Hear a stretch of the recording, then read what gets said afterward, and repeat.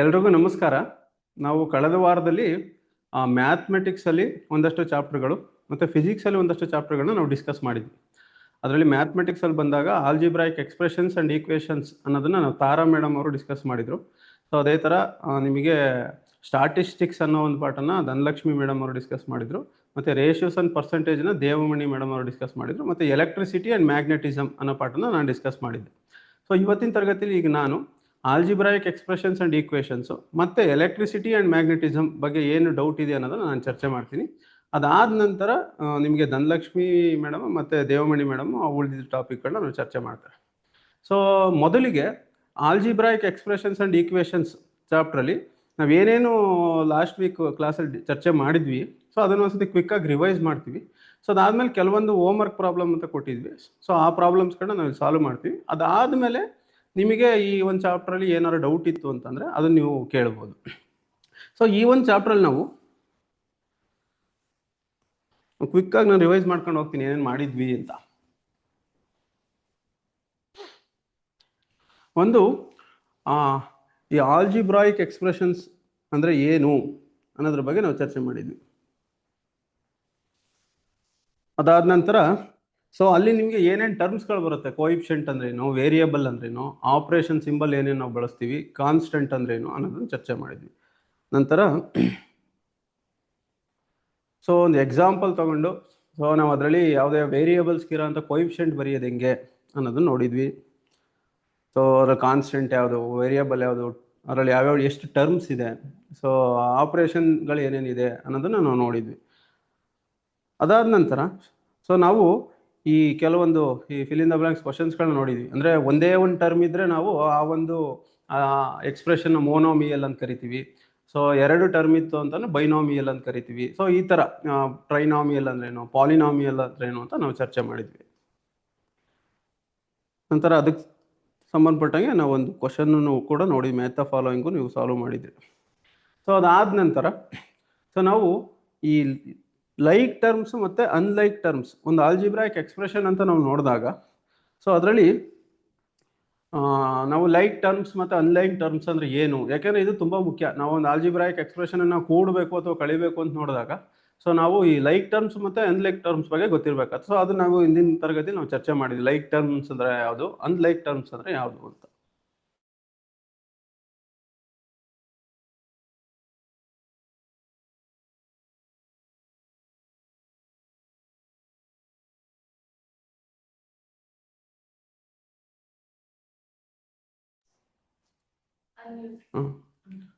So ಒಂದು polynomial ಅಂತ ತಗೊಂಡಾಗ ಬಹುಪದೋಕ್ತಿಲಿ ಡಿಗ್ರಿ ಅಂದ್ರೆ ಏನಂದ್ರೆ ಮಹತ್ತಮ ಘಾತ ಹೈಯೆಸ್ಟ್ ಡಿಗ್ರಿ ಎಷ್ಟು ಅಂದ್ರೆ ಹೈಯೆಸ್ಟ್ ಪವರ್, ವೇರಿಯಬಲ್ದು ಹೈಯೆಸ್ಟ್ ಪವರ್ ಎಷ್ಟಿರುತ್ತೆ ಅನ್ನೋದನ್ನ ನಾವು ಡಿಗ್ರಿ ಅಂತ ಕರಿತೀವಿ, ಅಥವಾ ಕನ್ನಡದಲ್ಲಿ ಮಹತ್ತಮ ಘಾತ ಅಂತ ಕರಿತೀವಿ. ಅದ್ರ ಬಗ್ಗೆ ನಾವು ಚರ್ಚೆ ಮಾಡಿದ್ವಿ. ಸೊ ಅದೇ ಥರ ಒಂದಷ್ಟು ಆಲ್ಜಿಬ್ರಾಯಿಕ್ ಎಕ್ಸ್ಪ್ರೆಷನ್ಸ್ಗಳಿಗೆ ಸೊ ನಾವು ಮಹತ್ತಮ ಘಾತ ಕಂಡುಹಿಡಿಯೋದು ಹೆಂಗೆ ಅನ್ನೋ ವೇಗಳನ್ನ ನಾವು ಚರ್ಚೆ ಮಾಡಿದ್ವಿ. ಸೊ ಇದಾದಮೇಲೆ ಸೊ ನಾವು ಯಾವುದೋ ಒಂದು ಎಕ್ಸ್ಪ್ರೆಷನ್ ಕೊಟ್ಟು ಆ ಎಕ್ಸ್ಪ್ರೆಷನ್ ಇಲ್ಲ ವೇರಿಯಬಲ್ಸ್ಗೆ ನಾವು ವ್ಯಾಲ್ಯೂಸ್ ಕೊಟ್ಟಾಗ ಸೊ ಆ ವೇರಿಯಬಲ್ನ ಆ ಎಕ್ಸ್ಪ್ರೆಷನ್ನ ಸಿಂಪ್ಲಿಫೈ ಮಾಡಿ ವ್ಯಾಲ್ಯೂ ಫೈಂಡ್ ಔಟ್ ಮಾಡೋದು ಹೆಂಗೆ ಅನ್ನೋದನ್ನ ನಾವು ನೋಡಿದ್ವಿ. ಒಂದಷ್ಟು ಎಕ್ಸಾಂಪಲ್ಸ್ಗಳನ್ನ ನೋಡಿದ್ವಿ. ಸೊ ಇದೆಲ್ಲ ಅದೇ ಥರದ ಎಕ್ಸಾಂಪಲ್ಸ್ಗಳು. ಇದಾದ ನಂತರ ಈ ಆಲ್ಜಿಬ್ರಾಯಿಕ್ ಎಕ್ಸ್ಪ್ರೆಷನ್ಸ್ಗಳಿಗೆ ಒಂದಷ್ಟು ಬೇಸಿಕ್ ಆಪರೇಷನ್ಸ್ ಆಫ್ ಮ್ಯಾಥಮೆಟಿಕ್ಸ್ ಏನಿದೆ, ಅಡಿಷನ್ನು, ಸಬ್ಟ್ರಾಕ್ಷನ್ನು, ಮಲ್ಟಿಪ್ಲಿಕೇಶನ್, ಡಿವಿಷನ್ ಯಾವ ಥರ ಮಾಡೋದು, ಪಾಲಿನಾಮಿಯಲ್ಸ್ಗಳನ್ನ ಮತ್ತು ಆಲ್ಜಿಬ್ರಾಯಿಕ್ ಎಕ್ಸ್ಪ್ರೆಷನ್ಸ್ಗಳನ್ನ ಯಾವ ಥರ ನಾವು ಆ್ಯಡ್ ಮಾಡೋದು ಅಥವಾ ಸಬ್ಟ್ರಾಕ್ಟ್ ಮಾಡೋದು, ಮಲ್ಟಿಪ್ಲೈ ಮಾಡೋದು ಅಥವಾ ಡಿವಿಷನ್ ಮಾಡೋದು ಅನ್ನೋದಕ್ಕೆ ಒಂದಷ್ಟು ಉದಾಹರಣೆಗಳನ್ನ ನಾವು ಇಂದಿನ ತರಗತಿಯಲ್ಲಿ ಚರ್ಚೆ ಮಾಡಿದ್ವಿ. ಇದಕ್ಕೆ ಸಂಬಂಧಪಟ್ಟಂಗೆ ನಿಮ್ಗೆ ಏನಾರು ಡೌಟ್ಸ್ಗಳಿದ್ದರೆ ಇದಾದಮೇಲೆ ನೀವು ಕೇಳಿ ಚರ್ಚೆ ಮಾಡ್ತೀವಿ. ಸೊ ಅದೇ ಥರದ್ದು ಇದೆಲ್ಲ ಪ್ರಾಬ್ಲಮ್ಗಳು. ಸೊ ಇಲ್ಲಿ ಮಲ್ಟಿಪ್ಲಿಕೇಶನ್ನು ನಾವು ನೋಡಿದ್ವಿ ಒಂದಷ್ಟು ಉದಾಹರಣೆಗಳನ್ನ. ಅದೇ ರೀತಿ ಸೊ ನಿಮಗೆ ಡಿವಿಷನ್ ಅಲ್ಲೂ ಕೂಡ ಒಂದಷ್ಟು ಲೆಕ್ಕಗಳನ್ನ ನಾವು ನೋಡಿದ್ವಿ. ಸೊ ಒಂದೊಂದು ಸ್ವಲ್ಪ ದೊಡ್ಡ ಎಕ್ಸ್ಪ್ರೆಷನ್ಸ್ಗಳಿಗೂ ಕೂಡ ಡಿವಿಷನ್ ಹೆಂಗೆ ಮಾಡೋದು ಅನ್ನೋದನ್ನು ಕೂಡ ನಾವು ಹಿಂದಿನ ತರಗತಿಯಲ್ಲಿ ಚರ್ಚೆ ಮಾಡಿದ್ವಿ. ಇಲ್ಲಿ ಒಂದು ಹೋಮ್ವರ್ಕ್ ಇದೆ, ನಿಮಗೆ ಆಲ್ರೆಡಿ ಸಾಲ್ವ್ ಮಾಡಿರ್ತೀರ. ಒಂದ್ಸತಿ ನಾವು ಇದನ್ನು ಸಾಲ್ವ್ ಮಾಡೋಣ. ಅದಾದಮೇಲೆ ನಿಮಗೆ ಏನು ಉತ್ತರ ಬಂದಿತ್ತು ಅದು ಸರಿನೋ ತಪ್ಪ ಅಂತ ಒಂದ್ಸತಿ ನೀವು ವೆರಿಫೈ ಮಾಡ್ಕೊಳ್ಳಿ. ಅಥವಾ ನಿಮ್ಗೆ ಏನಾದರೂ ಡೌಟ್ಸ್ ಇತ್ತು ಅಂದರೆ ಈ ಪ್ರಾಬ್ಲಮಲ್ಲಿ ನೀವು ಬೇಕಾದ್ರೆ ಅನ್ಮ್ಯೂಟ್ ಮಾಡಿ ಕೇಳ್ಬೋದು. ಈ ಪ್ರಾಬ್ಲಮ್ ಆದಮೇಲೆ ಇಲ್ಲಿ ಏನು ಕೊಟ್ಟವ್ರೆ, so so -11a + 30 + a² / a - a divide ಈ ಒಂದು expression -11a + 30 + a² / a - a ಇಂದ ಇದನ್ನ ನಾವು ಡಿವೈಡ್ ಮಾಡಿ ಅಂತ ಕೇಳೋರು. ಬಟ್ ಏನಾಗುತ್ತೆ, ನಾವು ಒಂದು ಎಕ್ಸ್ಪ್ರೆಷನ್ ಈ ತರ ಕೊಟ್ಟಾಗ ಇವರು -11a ಅಂತ ಕೊಟ್ಟರು ಅಂದ ತಕ್ಷಣ ನಾವು -11a ಮೊದಲು ಬರ್ಕೊಂಡ್ರೆ ನಮ್ಗೆ ಆಕ್ಚುಲಿ ಡಿವಿಷನ್ ಮಾಡೋದು ಸ್ವಲ್ಪ ಕಷ್ಟ ಆಗುತ್ತೆ. ಯಾವಾಗಲೂ ಈ ತರ ಆಲ್ಜಿಬ್ರಾಯಿಕ್ ಎಕ್ಸ್ಪ್ರೆಷನ್ ಕೊಟ್ಟಾಗ, ಪಾಲಿನಾಮಿಯಲ್ ಕೊಟ್ಟಾಗ ನಾವು ಅದನ್ನ decreasing power of the variable ಬರ್ಕೊಂಡ್ರೆ ಒಳ್ಳೇದು. ಮೊದಲು a² ಬರಿತೀನಿ ನಾನು, ಅಂದರೆ ಹೈಯೆಸ್ಟ್ ಪವರ್ ಏನಿದೆ a² ಇದನ್ನು ಬರಿತೀನಿ.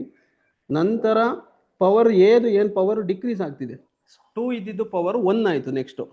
ನೆಕ್ಸ್ಟ್ ಅದಾದಮೇಲೆ ಏನಾಯಿತು, ಪವರ್ ಏನಾಯಿತು 0 ಆಯಿತು. a ಪವರ್ 0 ಅಂದರೆ 1. ಸೊ ಇದೇ ಈಕ್ವೇಷನ್ನು ನಾವೇನಂತ ಬರೀಬೋದು, a⁴ - 11a + 30 ಅಂತ ಬರೀಬೋದು. ನೀವು ಇಲ್ಲಿ ಅಬ್ಸರ್ವ್ ಮಾಡಿ, ಪವರ್ ಏದು 2 ಇತ್ತು, ಆಮೇಲೆ 1 ಆಯಿತು, ಆಮೇಲೆ 0 ಆಯಿತು. ಇದೇ ಆರ್ಡ್ರಲ್ಲಿ ನಾವು ಬರೆದ್ರೆ ನಮಗೆ ಡಿವಿಷನ್ ಮಾಡೋಕ್ಕೆ ತುಂಬ ಸುಲಭ. ಇಲ್ಲ ಅಂತಂದರೆ ಡಿವಿಷನ್ ಮಾಡೋಕ್ಕೆ ಕಷ್ಟ ಆಗುತ್ತೆ. ಸೊ ಈಗ ಈ ಪ್ರಾಬ್ಲಮ್ನ ಒಂದ್ಸತಿ ನಾವು ಸಾಲ್ವ್ ಮಾಡೋಣ. ಮೊದಲನೇ ಕೆಲಸ ಏನು, ನಾವು ಅದನ್ನು ಆ ಡಿಕ್ರೀಸಿಂಗ್ ಪವರಲ್ಲಿ ಬರ್ಕೊಳ್ಳೋದು. ನಂತರ ಡಿವಿಷನ್ ಮಾಡೋದು ನೀವು ಹಿಂದೆ ನೋಡಿರೋದ್ರಿಂದ ಸುಲಭವಾಗಿ ಮಾಡ್ತೀರಾ. ಒಂದ್ಸತಿ ನಾವು ಮತ್ತೆ ಮಾಡೋಣ. a² - 11a + 30. ಸೊ ಇಲ್ಲಿ ನಮ್ಮ ಹತ್ರ a - a ಇದೆ, 5 ಇದೆ. ಸೊ ಈಗ ಎ ಇಂದ ಎಗೆ ನಾವು ಯಾವ ನಂಬರ್ ಅಥವಾ ಯಾವ ಒಂದು ಟರ್ಮನ್ನು ನಾನು ಮಲ್ಟಿಪ್ಲೈ ಮಾಡಿದ್ರೆ ನನಗೆ a² ಬರಬೇಕು. ಯಾಕಂದರೆ a² ನನಗೆ ಕ್ಯಾನ್ಸಲ್ ಆಗಬೇಕು ಸಬ್ಟ್ರಾಕ್ಟ್ ಮಾಡಿದಾಗ. ಸೊ ಅದಕ್ಕೆ ನಾನು ಎನ ಮಲ್ಟಿಪ್ಲೈ ಮಾಡಿದ್ರೆ a × a² ಆಗುತ್ತೆ. ಸೊ ನಾನು ಈ ಕಂಪ್ಲೀಟ್ a - a ಇಂದ ನಾನು ಎನ ಗುಣಿಸ್ಬೇಕು. ಅವಾಗ ಏನಾಯಿತು, a × a² ಆಯಿತು, -5 × a ಏನಾಯಿತು, -5a ಆಯಿತು. ಈಗ ನಾನೇನು ಮಾಡ್ತೀನಿ, ಸಬ್ಟ್ರಾಕ್ಟ್ ಮಾಡ್ತೀನಿ. ಸೊ a² ಕ್ಯಾನ್ಸಲ್ ಆಯಿತು, ಇಲ್ಲಿ -6a ಬಂತು, ಮತ್ತೆ ನಾನು +30ನ ಕೆಳಗಡೆ ಬರ್ಕೋತೀನಿ. ಈಗ ಯಾವ ನಂಬರ್ನ ಈ a - a ಮಲ್ಟಿಪ್ಲೈ ಮಾಡಿದ್ರೆ ನನಗೆ -6a ಬರಬೇಕು. -6a ಬಂದರೆ ಕ್ಯಾನ್ಸಲ್ ಆಗುತ್ತೆ. ಸೊ ನಾನೇನು ಮಾಡ್ತೀನಿ, -6ನ ಮಲ್ಟಿಪ್ಲೈ ಮಾಡ್ತೀನಿ. -6ನ ಮಲ್ಟಿಪ್ಲೈ ಮಾಡಿದ್ರೆ -6 × a ಏನಾಯಿತು, -6a. ನೆಕ್ಸ್ಟ್ -× -+, 6 × 5 = 30. ಸೊ ಈಗ ಎರಡೂ ಕೂಡ ಕ್ಯಾನ್ಸಲ್ ಆಯಿತು. ನಾನು ಸಬ್ಟ್ರಾಕ್ಟ್ ಮಾಡಿದ್ರೆ 6a ಇಲ್ಲಿ 30 ಕ್ಯಾನ್ಸಲ್ ಆಗಿ. ಸೊ ಹಂಗಾದರೆ ನಮಗೆ ಉತ್ತರ ಏನು ಬಂದಿದ್ದು, a - 6 ಕೋಶೆಂಟ್. ಇದು a - 6 ಇಸ್ ದ ಕೋಶೆಂಟ್. ನಾವು ಇದನ್ನು ಕನ್ನಡದ ಭಾಗಲಬ್ಧ ಅಂತ ಕರಿತೀವಿ. ಇದನ್ನು ನೀವು ಬೇಕಾದ್ರೆ ವೆರಿಫೈ ಮಾಡ್ಬೋದು, ನಮ್ಗೆ ಬಂದಿರೋ ಆನ್ಸರ್ ಸರಿನಾ ತಪ್ಪು ಅನ್ನೋದಕ್ಕೆ. ನೀವು a - 5 × a - 6 ಮಾಡಿದ್ರೆ ನಿಮಗೆ ಏನು ಬರಬೇಕು, ನಮ್ಮ ಡಿವಿಡೆಂಡ್ ಬರಬೇಕು, a² - 11a + 30. ಅದನ್ನು ನೀವೇ ಮಾಡ್ತೀರಾ ಅಂತ ಅನ್ಕೋತೀನಿ, ನೀವೇ ಟ್ರೈ ಮಾಡಿ ಅದನ್ನು. ನೆಕ್ಸ್ಟು ಮುಂದುವರೆದು ಇಲ್ಲಿ ತನಕ ನಾವು ಎಕ್ಸ್ಪ್ರೆಷನ್ಸ್ಗಳು ಮಾತ್ರ ನಾವು ನೋಡಿದ್ವಿ, ಆಲ್ಜಿಬ್ರಾಯಿಕ್ ಎಕ್ಸ್ಪ್ರೆಷನ್ಸ್. ಇದಾದ್ಮೇಲೆ ಈಕ್ವೇಷನ್. ಏನು ಡಿಫ್ರೆನ್ಸು ಎಕ್ಸ್ಪ್ರೆಷನ್ಸ್ಗೂ ಈಕ್ವೇಷನ್ಗೂ ಅಂತಂದರೆ, ನಿಮಗೆ ಎಕ್ಸ್ಪ್ರೆಷನ್ಸ್ ಅಂತ ನೋಡಿದಾಗ ಅಲ್ಲಿ ಎಲ್ಲ ಆಪರೇಷನ್ ಸಿಂಬಲ್ಸು ನೋಡಿದ್ವಿ, ಬಟ್ ಈಕ್ವಲ್ ಸಿಂಬಲ್ ಒಂದು ನಾವು ನೋಡಲಿಲ್ಲ. ಈಕ್ವಲ್ ಸಿಂಬಲ್ ಅಲ್ಲಿ ಇರಲಿಲ್ಲ. ಬಟ್ ಇಲ್ಲಿ ನಾವು ಈಕ್ವಲ್ ಸಿಂಬಲ್ ಬರುತ್ತೆ. ಈಕ್ವೇಷನ್ ಅಂತ ನಾವು ಕರಿತಿದ್ದೀವಿ ಅಂದರೆ, ಇಲ್ಲಿ ಯಾವ ಈಕ್ವೇಷನ್ ಆರು ಆಗಿರ್ಬೋದು, ಅಲ್ಲಿ ಈಕ್ವೇಷನ್ ಅಂತ ಕರಿತೀನಿ ಅಂದರೆ ಅಲ್ಲಿ ಈಕ್ವಲ್ ಸಿಂಬಲ್ ಇರುತ್ತೆ. ಅಂದರೆ ಯಾವುದೋ ಎರಡು ಟರ್ಮ್ಗಳು ಈಕ್ವಲ್ ಆಗ್ತಿದೆ ಅಥವಾ ಎರಡು ಎಕ್ಸ್ಪ್ರೆಷನ್ಸ್ಗಳು ಈಕ್ವಲ್ ಆಗ್ತಿದೆ ಅನ್ನೋದನ್ನ ನಾವು ಈಕ್ವೇಷನ್ ಅಂತ ಕರಿತೀವಿ. ಸೊ ಇಲ್ಲಿ ಈಕ್ವೇಷನ್ಸ್, ಆಲ್ಜಿಬ್ರಾಯಿಕ್ ಈಕ್ವೇಷನ್ಸ್ ಅಂತ ಅಂದರೆ ಎರಡು ಆಲ್ಜಿಬ್ರಾಯಿಕ್ ಎಕ್ಸ್ಪ್ರೆಷನ್ಸ್ಗಳು ಈಕ್ವಲ್ ಅಂತ ತೋರಿಸ್ತೀವಿ. ಉದಾಹರಣೆಗೆ 5x + 2 ಅನ್ನೋದು ಒಂದು ಆಲ್ಜಿಬ್ರಾಯಿಕ್ ಎಕ್ಸ್ಪ್ರೆಷನ್, 4 ಅನ್ನೋದು ಕೂಡ ಒಂದು ಆಲ್ಜಿಬ್ರಾಯಿಕ್ ಎಕ್ಸ್ಪ್ರೆಷನ್. ಸೊ 4 ಅನ್ನೋದು ಕಾನ್ಸ್ಟೆಂಟ್ ಆಗಿರೋ ಅದು ಒಂದು ಆಲ್ಜಿಬ್ರಾಯಿಕ್ ಎಕ್ಸ್ಪ್ರೆಷನ್. ಈ 5x + 2 ಅನ್ನೋದು 4ಗೆ ಸಮ ಆಗಿದೆ ಅಂತ ನಾನು ತೋರ್ಸೋಕ್ಕೆ 5x + 2 = 4 ಅಂತ. ಈ ಥರದ್ದು ನಾವೇನಂತ ಕರಿತೀವಿ, ಆಲ್ಜಿಬ್ರಾಯಿಕ್ ಈಕ್ವೇಷನ್ಸ್ ಅಂತ ಕರಿತೀವಿ. ಸೊ ಈಗ ಇದರಲ್ಲಿ ನಾವು ಏನೇನು ಚರ್ಚೆ ಮಾಡಿದ್ವಿ ಅಂತ ನೋಡೋದಾದ್ರೆ, ಆಲ್ಜಿಬ್ರಾಯಿಕ್ ಈಕ್ವೇಷನ್ಸ್ಗಳನ್ನ ಸಾಲ್ವ್ ಮಾಡೋದು ಹೆಂಗೆ ಅಂತ ನಾವು ಇಂದಿನ ತರಗತಿಯಲ್ಲಿ ಚರ್ಚೆ ಮಾಡಿದ್ವಿ. ಇದನ್ನು ಸಾಲ್ವ್ ಮಾಡೋಕ್ಕೆ ನಾವು ಎರಡು ಮೆಥಡ್ನ ಬಳಸ್ತೀವಿ. ಒಂದು ನಾವು ಬ್ಯಾಲೆನ್ಸಿಂಗ್ ಮೆಥಡ್ ಅಂತ ಬಳಸ್ತೀವಿ, ಇನ್ನೊಂದು ಅಥವಾ ಟ್ರಾನ್ಸ್ಪೋಸಿಂಗ್ ಮೆಥಡ್ ಅಂತ. ನಾವು ಹೇಳ್ತೀವಲ್ಲ, ಈ ಕಡೆಯಿಂದ ಆ ಕಡೆ ಕಳಿಸಿದ್ರೆ ಈಕ್ವಲ್ಸಿಂದ ಪ್ಲಸ್ ಇದ್ದಿದ್ದು ಮೈನಸ್ ಆಗುತ್ತೆ, ಮೈನಸ್ ಇದ್ದಿದ್ದು ಪ್ಲಸ್ ಆಗುತ್ತೆ ಅಂತ ಟ್ರಾನ್ಸ್ಪೋಸಿಂಗ್ ಮೆಥಡ್. ಬಟ್ ಬ್ಯಾಲೆನ್ಸಿಂಗ್ ಮೆಥಡ್ ಅಂತಂದ್ರೆ ನಾವು ಎರಡೂ ಕಡೆ ಯಾವುದನ್ನು ಕ್ಯಾನ್ಸಲ್ ಮಾಡಬೇಕು, ಸೊ ಅದನ್ನು ಆಪೋಸಿಟ್ ಆಪರೇಷನ್ ಮಾಡೋದು ಕ್ಯಾನ್ಸಲ್ ಆಗುತ್ತೆ. ಸೊ ಅದೇ ಥರದ್ದು ಒಂದಷ್ಟು ಲೆಕ್ಕಗಳನ್ನ ಇಲ್ಲಿ ನಿಮ್ಮ ಜೊತೆಗೆ ಚರ್ಚೆ ಮಾಡಿದ್ರು ಲಾಸ್ಟ್ ಕ್ಲಾಸಲ್ಲಿ. ಸೊ ಈ ಥರ ಫ್ರಾಕ್ಷನ್ಸ್ ಬಂದಾಗ ನಾವು ಏನು ಮಾಡಬೇಕು ಅನ್ನೋದು ಒಂದಷ್ಟು ಲೆಕ್ಕಗಳನ್ನ ನಾವು ಚರ್ಚೆ ಮಾಡಿದ್ವಿ ಇಲ್ಲಿ. ಸೊ ಇಲ್ಲಿ ಸೊಲ್ಯೂಷನ್ ಕಂಡುಹಿಡಿಯೋದು ಹೆಂಗೆ ಒಂದು ಆಲ್ಜಿಬ್ರಾಯಿಕ್ ಈಕ್ವೇಷನ್. ನೆಕ್ಸ್ಟ್ ಅದಾದಮೇಲೆ ಅದೇ ಥರದ್ದು ಒಂದಷ್ಟು ಲೆಕ್ಕಗಳು ನಿಮ್ಮ ಜೊತೆಗೆ ಚರ್ಚೆ ಮಾಡಿದರು.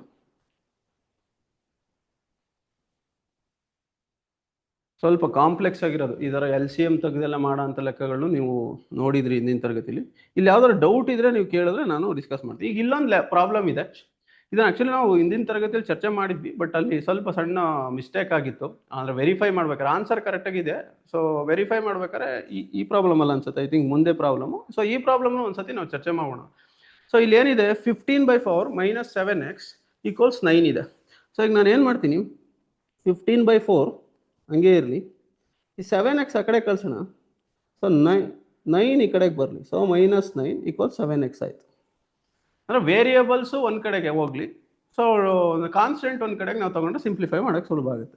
ಸೊ ಈಗ ನಾನೇನು ಮಾಡ್ತೀನಿ, 7 ಇದನ್ನು ನಾನು ಈ ಥರ ಬರೀತೀನಿ. ಓಕೆ, ಸೊ ಏನಾಯ್ತು ಈಗ 7x = ನೀವು ಇಲ್ಲಿ ಎಲ್ ಸಿ ಎಮ್ ತೆಗೆದ್ರೆ ಏನಾಗುತ್ತೆ, 4 is L C M. So ಅವಾಗ 15 - 9 × 4 36 / 4 ಸರಿನಾ. ಸೊ ಈಗ 7x = ಸೊ ಈಗ 36ಅಲ್ಲಿ 15 ಕಳೆದ್ರೆ ಇನ್ನೆಷ್ಟು ಉಳಿಯುತ್ತೆ, so I think 11 21 it is 21 -21 / 4 -36 + 15 is -21 / 4. ಈಗ ಏನಾಗುತ್ತೆ ನೋಡಿ, ಈ 7 1s are 7, 7 3s are 21. So X ಏನು ಬಂತು ನಿಮಗೆ, x = -3/4 ಬಂತು. x is -3/4. ಸೊ ಇದನ್ನು ನೀವು ಬೇಕಾದ್ರೆ ವೆರಿಫೈ ಮಾಡಿ, ಎಕ್ಸ್ ವ್ಯಾಲ್ಯೂನ ನೀವು ಸಬ್ಸ್ಟಿಟ್ಯೂಟ್ ಮಾಡಿ ಅದಕ್ಕೆ ವೆರಿಫೈ ಮಾಡಿದ್ರು will get the same answer. ಬೇಕಾದ್ರೆ ನಾನು ತೋರಿಸ್ತೀನಿ, ಬೇಕಾದ್ರೆ ನಿಮಗೆ ಒಂದ್ಸತಿ ವೆರಿಫೈ ಮಾಡಿ. ಈಗ 15/4 ಇದೆ, ವೆರಿಫಿಕೇಶನ್ ಮಾಡಿ ನೋಡೋಣ ನಮ್ಗೆ ಬಂದಿರೋ ಉತ್ತರ ಸರಿನೋ ತಪ್ಪು ಅಂತ. ಸೊ 15/4 - 7 ಎಕ್ಸ್ ಜಾಗಕ್ಕೆ ನಾನು -3/4 ಬರೀತಿದ್ದೀನಿ = 9. ಏನಾಗುತ್ತೆ ಈಗ 15/4 - - +7 3s are 21/4 = 9. 21 + 15 ಈಗ ಎಲ್ ಸಿ ಎಮ್ ನಮ್ಗೆ ಏನು ಬಂತು, 4 ಛೇದ ಸೇಮ್ ಇರೋದ್ರಿಂದ ಡೈರೆಕ್ಟಾಗಿ ಕೂಡ್ಬೋದು. ಸೊ ಮೇಲೆ 51 + 21 ಬಂತು = 9. ನೋಡಿ ಸರ್, ಉತ್ತರ ಬಂತು. 21ಕ್ಕೆ 15 ಕೂಡಿದ್ರೆ ಎಷ್ಟಾಯಿತು, 36. 36/4 ಅಂದ್ರೆ ಏನು, 9. 4 1 4, 4 9 36. ಸೊ 9 = 9. LHS = RHS ಬಂತು. ಸೊ ಹಾಗಾಗಿ ನಿಮ್ಗೆ ಉತ್ತರ ಬಂದಿದ್ದು x = -3/4 ಅನ್ನೋ ಉತ್ತರ ಸರಿಯಾದ ಉತ್ತರ. ನೆಕ್ಸ್ಟ್ ಮುಂದಿನ ಪ್ರಶ್ನೆಗೆ ಹೋಗೋಣ. So solving equations having the variable on both side. ಈಗ ಹಿಂದೆ ನಾವು ನೋಡಿದ್ದೆಲ್ಲ ಒಂದೇ ಕಡೆ ವೇರಿಯೇಬಲ್ ಇತ್ತು. ಸೊ ಇಲ್ಲಿ ಎರಡೂ ಕಡೆ ವೇರಿಯೇಬಲ್ ಇದ್ದಾಗ ಏನು ಮಾಡ್ತೀವಿ ಅನ್ನೋದಕ್ಕೆ ಒಂದಷ್ಟು ಪ್ರಾಬ್ಲಮ್ಸ್ಗಳು ಮಾಡಿದ್ವಿ. ಈ ಲೆಕ್ಕನೇ ನಾನು ಹೇಳಿದ್ದು, ಸ್ವಲ್ಪ ಸಣ್ಣ ಮಿಸ್ಟೇಕ್ ಆಗಿತ್ತು. ಉತ್ತರ ಸರಿಯಾಗಿ ಬಂದಿತ್ತು, ನಾವು ವೆರಿಫಿಕೇಶನ್ ಮಾಡ್ಬೇಕಾದ್ರೆ ಸ್ವಲ್ಪ ವ್ಯತ್ಯಾಸ ಆಗಿತ್ತು ಅಷ್ಟೇ. ಸೊ ಈಗ 5x ಇದೆ, ನಾವೇನು ಮಾಡ್ತೀವಿ ಇಂಥ ಟೈಮಲ್ಲಿ, ವೇರಿಯೇಬಲ್ಸ್ ಎಲ್ಲನೂ ಒಂದು ಕಡೆಗೆ ತೊಗೊಳ್ಳೋಣ. ವೇರಿಯೇಬಲ್ಸ್ ಎಲ್ಲ ಒಂದು ಕಡೆಗೆ ತೊಗೊಂಡು ಕಾನ್ಸ್ಟೆಂಟ್ ಎಲ್ಲ ಒಂದು ಕಡೆಗೆ ತೊಗೊಳ್ಳೋಣ. 5x ಇಲ್ಲೇ ಲೆಫ್ಟಲ್ಲೇ ಇರಲಿ. ಈ 3xನ ನಾನು ಈ ಕಡೆಗೆ ಟ್ರಾನ್ಸ್ಪೋಸ್ ಮಾಡಿದ್ರೆ -3x ಆಗಿತ್ತು, +3x ಇರೋದು. ಈ -2 ಏನಿತ್ತು ಅದನ್ನ ಕಡೆ ಕಳಿಸಿದ್ರೆ +2 ಆಯಿತು. ಈಗೇನಾಯಿತು, 5 - 3 is 2, 2x = 9. ಸೊ x ಏನಾಯಿತು, x = 9/2 ಆಯಿತು. ಸೊ ಈಗ ನಾವು ಇದನ್ನು ವೆರಿಫೈ ಮಾಡಿ ನೋಡಿದ್ರೆ, ಈ ಈಕ್ವೇಷನ್ಗೆ ಸಬ್ಸ್ಟಿಟ್ಯೂಟ್ ಮಾಡಿದ್ರೆ ನಮಗೆ ಎರಡೂ ಕಡೆ LHS RHS ಸಮ ಬರಬೇಕಲ್ವಾ, ನೋಡೋಣ. So 5x - 2 = 3x + 7. So 5 x value ಏನು, 9/2 -2 = 3 × 9/2 + 7. ಪ್ಯಾರಲಲ್ಲಾಗಿ ಒಟ್ಟಿಗೆ ಮಾಡಿಬಿಡ್ಬೋದು ಎರಡು ಸೈಡು. ಈಗ 5 9s are 45/2 -2 = 3 9s are 27 / 2 + 7. ಈಗ ನಾನು ಏನು ಮಾಡ್ತೀನಿ ಗೊತ್ತಾ, ಇಲ್ಲಿ LCM ತೆಗೆಯೋದಕ್ಕಿಂತ 27/2 ಈ ಕಡೆ ಕಳಿಸ್ಬಿಡ್ತೀನಿ, ನಮ್ಗೆ ಸುಲಭ ಆಗುತ್ತಲ್ಲ, ಛೇದ ಸೇಮ್ ಇರೋದ್ರಿಂದ. ಅವಾಗ ಏನಾಗುತ್ತೆ, 45/2 - 27/2 ಈ ಕಡೆಗೆ ಬರಲಿ. ಈ -2 ಆ ಕಡೆಗೆ ಹೋದರೆ 7 + 2 +2 ಆಗೋಗುತ್ತೆ. ಈಗ ಛೇದ ಸೇಮ್ ಇರೋದ್ರಿಂದ ನಾವು ಇಲ್ಲೇನು ಮಾಡ್ಬೋದು, ಡೈರೆಕ್ಟಾಗಿ ಕೊಡ್ಬೋದು. 45 - 27 ಏನಾಗುತ್ತೆ, 18 ಬರುತ್ತೆ. ಈ ಕಡೆ 9 ಬಂತು. ಈಗ ಏನಾಯಿತು, 2 1s are 2 9s. So what is the answer, 9 = 9 ಅಂತ ಬಂತು. ಸೊ LHS RHS ಸಮ ಇದೆ. ಹಾಗಾಗಿ ನಮ್ಗೆ ಉತ್ತರ ಬಂದಿದ್ದೇನು, x = 9/2 ಉತ್ತರ ಬಂದಿದ್ದು ಸರಿಯಾಗಿದೆ ಅಂತ. ಸೊ ಇದೇ ಥರ ಮುಂದುವರೆದು ಸೊ ನಾವು ಇನ್ನೊಂದಷ್ಟು ಪ್ರಶ್ನೆಗಳನ್ನ ಸಾಲ್ವ್ ಮಾಡಿದ್ವಿ, ಸ್ವಲ್ಪ ಕಾಂಪ್ಲೆಕ್ಸ್ ಆಗಿರೋ ಅಂಥದ್ದು. ಸೊ ಇದನ್ನೆಲ್ಲ ನೀವು ನಿಧಾನಕ್ಕೆ ನೋಡು, ನೀವು ಸುಲಭವಾಗಿ ಸಾಲ್ವ್ ಮಾಡ್ಬೋದು. ನೆಕ್ಸ್ಟ್ ಇದೇ ಥರ ಇಲ್ಲೊಂದು ಫ್ರಾಕ್ಷನ್ಸ್ ಇರೋ ಅಂಥ ಲೆಕ್ಕಗಳನ್ನ ಒಂದಷ್ಟು ಸಾಲ್ವ್ ಮಾಡಿದ್ವಿ. ಇಲ್ಲೇನಾದ್ರು ಡೌಟ್ ಇದ್ರೆ ನೀವು ಆಮೇಲೆ ಕೇಳಿ ನನಗೆ, ಇದು ರಿವಿಷನ್ ಆದಮೇಲೆ. ಇಲ್ಲಿ ಇನ್ನೊಂದು ಪ್ರಾಬ್ಲಮ್ಮು, ಇದು ನೀವು ಕೆಲವರು ನಮ್ಮ ಗೂಗಲ್ ಫಾರ್ಮಲ್ಲೂ ಕಳಿಸಿದ್ರಿ ಮತ್ತು ವಾಟ್ಸಪ್ ಮೆಸೇಜಲ್ಲೂ ಕಳಿಸಿದ್ರಿ. ಏನಾಗಿದೆ, ಪ್ರಾಬ್ಲಮ್ ಎಲ್ಲ ಕರೆಕ್ಟಾಗಿದೆ. ಸೊ ಇವನ್ ಟೀಚರ್ ಹೇಳ್ಬೇಕಾದ್ರೂ ಅಲ್ಲಿ ಮಲ್ಟಿಪ್ಲೈ ಆನ್ ಬೋತ್ ಸೈಡ್ ಅಂತ, ಬಟ್ ಬರಿಬೇಕಾದ್ರೆ ಮಿಸ್ ಆಗಿದೆ. ಏನಾಗಿದೆ, ಡಿವೈಡೆಡ್ ಬೈ ಸಿಂಬಲ್ ಬರ್ದಿರೋದ್ರಿಂದ ಸೊ ನಿಮ್ಗೆ ಕನ್ಫ್ಯೂಷನ್ ಆಗಿದೆ. ಅಲ್ಲಿ ಏನು ಕನ್ಫ್ಯೂಷನ್ ಏನು ಇಲ್ಲ. ಸೊ ಇದು ಸಿಂಬಲ್ ಏನು ಬರಿಬೇಕಿಲ್ಲಿ, ಮಲ್ಟಿಪ್ಲಿಕೇಶನ್ ಸಿಂಬಲ್ ಬರಿಬೇಕಷ್ಟೇ. ಮಲ್ಟಿಪ್ಲೈ 6 ಆನ್ ಬೋತ್ ಸೈಡ್, ಮಲ್ಟಿಪ್ಲೈನೇ ಮಾಡಿದ್ದೀವಿ ನಾವು 6 ಆನ್ ಎರಡು ಕಡೆನೂ, ಈಕ್ವೇಷನ್ ಎಲ್ಲ ಕಡೆನೂ. ಬಟ್ ಅಲ್ಲಿ ಬರಿಬೇಕಾದ್ರೆ ಅದನ್ನು ಕನ್ಫ್ಯೂಸ್ ಆಗಬೇಡಿ. ಸೊ ಇಟ್ ಈಸ್, ನೀವು ಯಾರು ಕಳಿಸಿದಿರಾ ಅದು ಕರೆಕ್ಟ್ ಉತ್ತರ. ಮಲ್ಟಿಪ್ಲೈ ಮಾಡಿದ್ದೀವಿ ಬಟ್ ಡಿವಿಷನ್ ಅಂತ ಬರ್ದಿದ್ದೀರಾ ಅಂತ ಯಾರು ಕಳಿಸಿದ್ರೆ ಗುಡ್. ಆ ಥರದ್ದು ಐಡೆಂಟಿಫೈ ಮಾಡಿ ಕಳಿಸಿದ್ದು ಗುಡ್. ಸೊ ನಿಮ್ಗೆ ಹೇಳಿದ್ದು ಕರೆಕ್ಟ್ ಅದು. ಸೊ ಇಲ್ಲಿ ಮಲ್ಟಿಪ್ಲಿಕೇಶನ್ ಸಿಂಬಲ್ ಬರಬೇಕಷ್ಟೆ, ಮಲ್ಟಿಪ್ಲೈ ಅಂತ ಅಷ್ಟೆ. ಉಳಿದಿದ್ದೆಲ್ಲವೂ ಕರೆಕ್ಟಾಗಿದೆ. ಸೊ ಅದೇ ಥರದ್ದು ಒಂದಷ್ಟು ವರ್ಡ್ ಪ್ರಾಬ್ಲಮ್ಸ್ಗಳನ್ನ ನಾವು ಸಾಲ್ವ್ ಮಾಡಿದ್ವಿ. ಸೊ ಇಲ್ಲಿ ಉದಾಹರಣೆಗೆ ಇಲ್ಲೊಂದಿದೆ, machine can print x pages in 1 minute, in 8 minutes it prints 96 pages, find x ಅನ್ನೋದನ್ನು. ಸೊ ಅಂದರೆ 1 minute ಎಕ್ಸ್ ಪೇಜ್ ಅಷ್ಟು ಪ್ರಿಂಟ್ ಮಾಡುತ್ತೆ, 8 ನಿಮಿಷಕ್ಕೆ 8 ಎಕ್ಸ್ ಅಷ್ಟು ಪ್ರಿಂಟ್ ಮಾಡುತ್ತೆ. ಸೊ ಅವ್ರು ಕೊಟ್ಟಿರೋ 96 ಪೇಜ್ ಆಗಿರೋದ್ರಿಂದ ಸೊ ನಮಗೆ ಎಕ್ಸ್ ಎಷ್ಟು ಅಂತಾನೆ 1 ನಿಮಿಷಕ್ಕೆ ಎಷ್ಟು ಪ್ರಿಂಟ್ ಮಾಡುತ್ತೆ ಅನ್ನೋದನ್ನು ನಾವು ಸುಲಭವಾಗಿ ಇಲ್ಲಿ ಕಂಡುಹಿಡಿತೀವಿ, 12 ಪೇಜ್ ಅಂತ. ಆ ಥರದ್ದು ಇನ್ನೊಂದೆರಡು ಲೆಕ್ಕಗಳನ್ನ ನೋಡಿದ್ದೀವಿ ಸ್ಪೀಡ್ ಮೇಲೆ. ಸೊ ಇಲ್ಲಿ ನಿಮಗೆ ಮೇಡಮ್ ಒಂದು ಹೋಮ್ವರ್ಕ್ ಕೊಟ್ಟಿದ್ರು, ಎಕ್ಸ್ 50 km/h ಬಂದಿತ್ತಲ್ಲ, ಇದನ್ನ ನೀವು ಮೀಟರ್ ಪರ್ ಸೆಕೆಂಡಿಗೆ ಕನ್ವರ್ಟ್ ಮಾಡಿ ಅಂತ. ನೀವು ಯಾರು ಮಾಡಿದ್ರೆ ಅದನ್ನ ನೀವು ಚಾರ್ಟ್ ಬಾಕ್ಸ್ ಹಾಕಿ ಉತ್ತರನ. ಇಲ್ಲ ಅಂತಂದ್ರೆ ಫಿಸಿಕಲ್ ಕ್ವಾಂಟಿಟೀಸ್ ಅಂಡ್ ಯೂನಿಟ್ಸ್ ಅಂತಾನೆ ನಾವು ಒಂದು ಚಾಪ್ಟರ್ ಮಾಡಿದ್ವಿ. ಯಾರು ಆ ಚಾಪ್ಟರ್ ನೋಡಿರ್ತಾರೋ ಅವ್ರು ಸುಲಭವಾಗಿ ಇದನ್ನ ಮಾಡ್ತಾರೆ. ನಾನು ಈಗ ಮಾಡಿ ತೋರ್ಸಕ್ ಹೋಗಲ್ಲ. ಹಂಗೂ ನಿಮಗೆ ಗೊತ್ತಾಗಿಲ್ಲ ಅಂದ್ರೆ ನೆಕ್ಸ್ಟ್ ವೀಕ್ ನಾವು ಡೌಟ್ ಕ್ಲಾರಿಫಿಕೇಶನ್ ಡಿಸ್ಕಸ್ ಮಾಡೋಣ. ಯಾಕಂದ್ರೆ ನೀವು ಇದೇ ಲೆಕ್ಕನ ನಾವು physical quantities and units chapter discuss ಮಾಡಿದ್ವಿ. km/h ಇಂದ ಮೀಟರ್ ಪರ್ ಸೆಕೆಂಡ್ ಕನ್ವರ್ಟ್ ಮಾಡೋದು ಹೆಂಗೆ, ಮೀಟರ್ ಪರ್ ಸೆಕೆಂಡ್ ಇಂದ km/h ಕನ್ವರ್ಟ್ ಮಾಡೋದು ಹೆಂಗೆ ಅಂತ. ನೀವು ಆ ಕ್ಲಾಸ್ ನೋಡಿದ್ರೆ ನಿಮಗೆ ಅಲ್ಲೂ ಎರಡಕ್ಕೂ ಅನುಕೂಲ ಆಗುತ್ತೆ. ನೀವು ನೋಡಿ, ಹಂಗೂ ಗೊತ್ತಾಗಿಲ್ಲ ಅಂದ್ರೆ ನಾನು ನೆಕ್ಸ್ಟ್ ವೀಕಲ್ಲಿ ಚರ್ಚೆ ಮಾಡೋಣ. ಸೊ ಇದಾದ್ಮೇಲೆ ಇಲ್ಲೊಂದು ಪ್ರಾಬ್ಲಮ್, ಇಂಟ್ರೆಸ್ಟಿಂಗ್ ಪ್ರಾಬ್ಲಮ್ ಇತ್ತು. The difference of 2 numbers is 3 and the difference of the square is 27, find the numbers ಅಂತ. ಸೊ ಇಲ್ಲಿ ನಾವು ಏನು ಅಂದರೆ ಈ ವರ್ಡ್ ಪ್ರಾಬ್ಲಮ್ನ ನಾವು ಈ ಥರ ಈಕ್ವೇಷನ್ ಥರ ಬರ್ಕೊಳ್ಳೋದು ಗೊತ್ತಾದರೆ ಸೊ ನಾವು ಸುಲಭವಾಗಿ ಈ ಉತ್ತರನ ಕಂಡುಹಿಡಿಬೋದು. ಸೊ ಅದೇ ಥರದ್ದೊಂದು ಪ್ರಾಬ್ಲಮ್ ಇಲ್ಲಿತ್ತು. ಸೊ ನಾವು ಇಲ್ಲಿ ಇನ್ನೊಂದು ಏನು ತಪ್ಪು ಮಾಡ್ತೀವಿ ಅಂದರೆ difference of the square is ಅಂತ ಬಂದಾಗ a - b ಹೋಲ್ ಸ್ಕ್ವೇರ್ ಅಂತ ಬರೆದ್ಬಿಡ್ತೀವಿ. So difference of their squares ಅಂತ ಕೊಟ್ಟಿರೋದ್ರಿಂದ a² - b² = 27 ಅಂತ ಬರ್ಕೋಬೇಕು. ಸೊ ಈ ಥರ ಸುಲಭವಾಗಿ ಮಾಡಿದ್ರೆ ನಿಮಗೆ ಎರಡು ರೇಖಾತ್ಮಕ ಸಮೀಕರಣಗಳು ಬರ್ತವೆ, ಲೀನಿಯರ್ ಈಕ್ವೇಷನ್ಸ್. ಆ ಲೀನಿಯರ್ ಈಕ್ವೇಷನ್ಸ್ನ ನಾವು ಸಾಲ್ವ್ ಮಾಡಿದ್ರೆ ನಿಮಗೆ ಎ ಮತ್ತು ಬಿ ಬೆಲೆಗಳು ಸಿಗುತ್ತೆ. ಇದೇ ಥರ ಪ್ರಾಬ್ಲಮ್ಸ್ಗಳನ್ನ ನಿಮಗೆ ಏಜ್ ರಿಲೇಟೆಡ್ ಪ್ರಾಬ್ಲಮ್ಸ್ಗಳನ್ನ ಕೇಳ್ಬೋದು. ಸೊ ಅದ್ರ ಮೇಲೆ ಒಂದು ಪ್ರಾಬ್ಲಮ್ ಇತ್ತಿದೆ. ಇದರಲ್ಲೂ ಅಷ್ಟೇ, ನಾವು ಹೆಂಗೆ ಈಕ್ವೇಷನ್ ಬರ್ಕೋತೀವಿ ಅನ್ನೋದು ತುಂಬ ಮುಖ್ಯ. ಈಕ್ವೇಷನ್ ಬರ್ಕೋಬೇಕಾದ್ರೆ we should be careful. So ಇದ್ರ ಮೇಲೆ ಏನಾದರೂ ಡೌಟ್ಸ್ ಇತ್ತು ಅಂತಂದರೆ ನೀವು ಕೇಳ್ಬೋದು, ಚರ್ಚೆ ಮಾಡೋಣ. ಸೊ ಇಷ್ಟು ನಾವು ಕೊನೆಯ ಕ್ಲಾಸಲ್ಲಿ ನಾವು ಈ ಅದರಲ್ಲಿ ಆಲ್ಜಿಬ್ರಾಯಿಕ್ ಎಕ್ಸ್ಪ್ರೆಷನ್ಸ್ ಆ್ಯಂಡ್ ಈಕ್ವೇಷನ್ಸ್ ಅನ್ನೋ ಚಾಪ್ಟ್ರಲ್ಲಿ ನಾವು ಡಿಸ್ಕಸ್ ಮಾಡಿದ್ದಂಥದ್ದು ಒಂದು ಬ್ರೀಫಾಗಿ ನಾನು ರಿವೈಸ್ ಮಾಡಿದ್ದೀನಿ. ಈಗ ನಿಮಗೇನಾದ್ರು ಡೌಟ್ ಇತ್ತು ಅಂತಂದರೆ ನೀವು ಹ್ಯಾಂಡ್ ರೈಸ್ ಮಾಡಿ, ಅನ್ಮ್ಯೂಟ್ ಮಾಡಿ ಪ್ರಶ್ನೆಗಳು ಕೇಳ್ಬೋದು.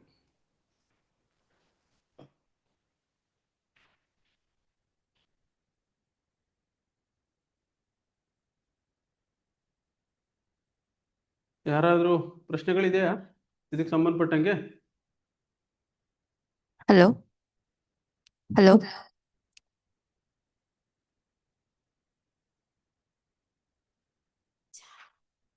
Chat box.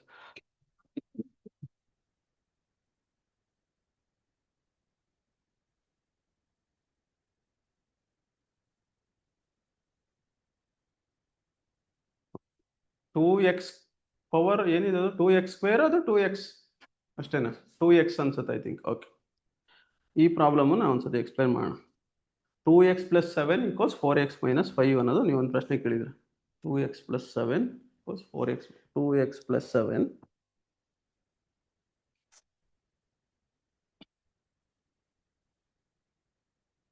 2x + 7 = 4x - 5 ಅನ್ನೋ ಒಂದು ಲೆಕ್ಕನ ನೀವು ಕೇಳಿದ್ರೆ ಇದನ್ನ ಸಾಲ್ವ್ ಮಾಡಿ ಅಂತ. ಸೊ 2x ನಾವೇನು ಅವಾಗಲೇ ಹೇಳಿದೆ, ನಾನು ಏನು ಮಾಡಬೇಕು, ವೇರಿಯೇಬಲ್ಸ್ ಎಲ್ಲ ಒಂದು ಕಡೆ ತೊಗೊಳ್ಳೋಣ, ಸೊ ಕಾನ್ಸ್ಟೆಂಟ್ ಎಲ್ಲ ಒಂದು ಕಡೆ ತೊಗೊಳ್ಳೋಣ. ಸೊ ಈಗ 2x ಅಲ್ಲೇ ಇರಲಿ, 4xನ ನೀವು ಈ ಕಡೆಗೆ ತೊಗೊಂಡ್ರೆ -4x ಆಗುತ್ತೆ. ಸೊ -5 ಅಲ್ಲೇ ಇರಲಿ, 7 ಆ ಕಡೆಗೆ ಹೋದರೆ -7 ಆಗುತ್ತೆ. ಸರಿನಾ? ಸೊ ಈಗ 4x ಅಲ್ಲಿ 2x ಕಳೆದ್ರೆ ಎಷ್ಟಾಗುತ್ತೆ? ಸೊ 2x -2x ಬರುತ್ತೆ ಇಲ್ಲಿ. ಓಕೆ, -4x ಅಲ್ಲಿ ನಾವು 2x ಕಳೀತಾ ಇರೋದ್ರಿಂದ -2x ಬರುತ್ತೆ.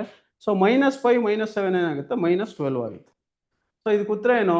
ಸೊ ನೋಡಿ ಎಕ್ಸ್ ಈಕ್ವಲ್ಸ್ ನೋಡಿ ಈ ಮೈನಸ್ ಮೈನಸ್ ಎರಡು ಕಡೆ ಇರೋದ್ರಿಂದ ಕ್ಯಾನ್ಸಲ್ ಆಗುತ್ತೆ. ಸೊ ನಾವೀಗ ಇದನ್ನು 12/2 ಅಂತ ಬರಿಬೋದು. So X equals 6, 2 1 2 6. ಸೊ ಇದಕ್ಕೆ ಉತ್ತರ. ಸೊ ನೆಕ್ಸ್ಟು ಇದೊಂದು ಪ್ರಾಬ್ಲಮ್ ಯಾರೋ ಕೇಳಿದ್ರು, ಯಾರು ಪ್ರಥಮ್ ಎಮ್ ಅನ್ನೋರು. ಸೊ ನಿಮ್ಗೆ ಉತ್ತರ ಸಿಕ್ಕಿದೆ ಸರ್. 2x² ಅಂತ ಕೇಳಿದ್ರು. ಓಕೆ ಫೈನ್, ನಾನು 2x ಅಂತ ಅನ್ಕೊಂಡೆ. ಓಕೆ 2x² ಆದರೆ ನಾವು ಒಂದ್ಸತಿ ಮತ್ತೆ ಸಾಲ್ವ್ ಮಾಡೋಣ.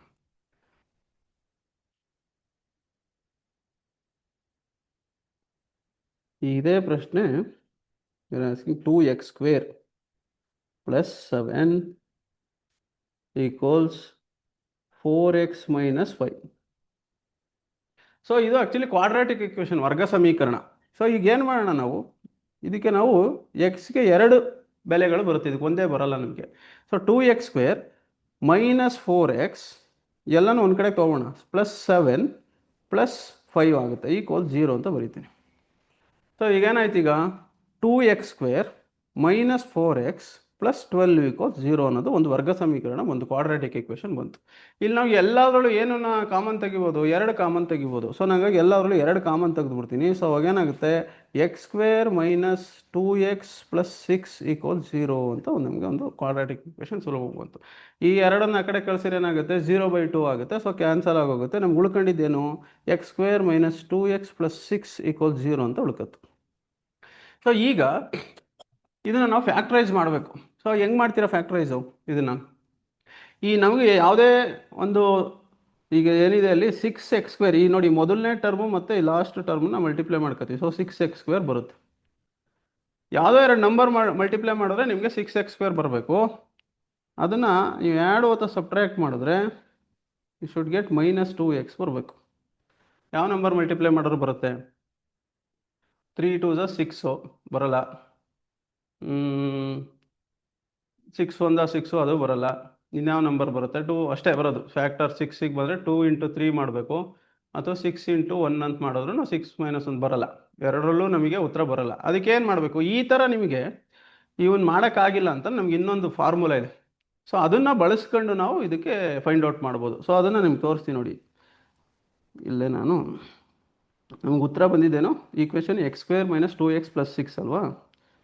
ಕೆಲಸ ಮಾಡೋಣ. x² -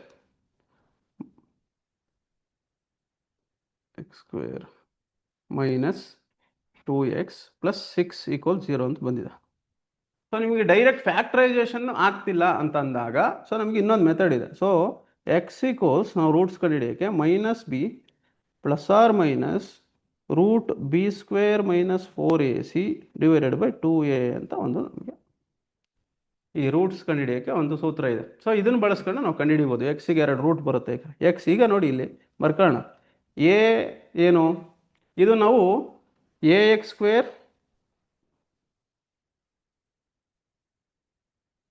+ bx ax²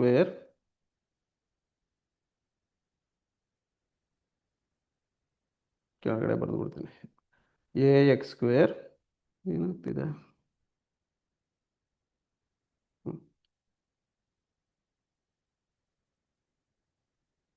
right, ax² + bx + c = 0 ಅನ್ನೋ ಒಂದು ಸ್ಟ್ಯಾಂಡರ್ಡ್ ಫಾರ್ಮಲ್ಲಿ ನಾವು ಕ್ವಾಡ್ರಾಟಿಕ್ ಇಕ್ವೇಷನ್ನ ಬರೆದ್ರೆ, ಪರ್ಟಿಕ್ಯುಲರ್ಲಿ ಈ ಪ್ರಾಬ್ಲಮಲ್ಲಿ ಎ ಜಾಗದಲ್ಲಿ ಏನಿದೆ ಅಂತ ಬರ್ಕೊಳ್ಳೋಣ. ಎ ಜಾಗದಲ್ಲಿ ಈ ಪ್ರಾಬ್ಲಮ್ 1 ಇದೆ, ಏನೂ ಇಲ್ಲ ಅಂದರೆ 1 ಇದೆ ಕೋಎಫಿಷಿಯಂಟ್. ಬಿ ಜಾಗದಲ್ಲಿ -2 ಅಂದರೆ coefficient of x² is 1, coefficient of x is -2, and C ಜಾಗದಲ್ಲಿ ನಮಗೆ 6 ಇದೆ. ಇದನ್ನು ನಾವು ಈ ಫಾರ್ಮುಲಾಗೆ ಸಬ್ಸ್ಟಿಟ್ಯೂಟ್ ಮಾಡಿದ್ರೆ, ಸೊ ನಮಗೆ ಎಕ್ಸ್ದು ರೂಟ್ಸು ಗೊತ್ತಾಗುತ್ತೆ, ಏನೇನು ಬರುತ್ತೆ ಎಕ್ಸ್ ವ್ಯಾಲ್ಯೂಸ್ ಅಂತ. ಸೊ x = ಬಿ ಏನು -2, ಹಾಗಾಗಿ -2 ± √b² ಅಂದ್ರೆ ಏನಪ್ಪ, -2² -4 × a ಬೆಲೆ 1, ಸಿ ಬೆಲೆ 6. ಓಕೆ, ಈಗ ನೋಡಿ / 2 × 1.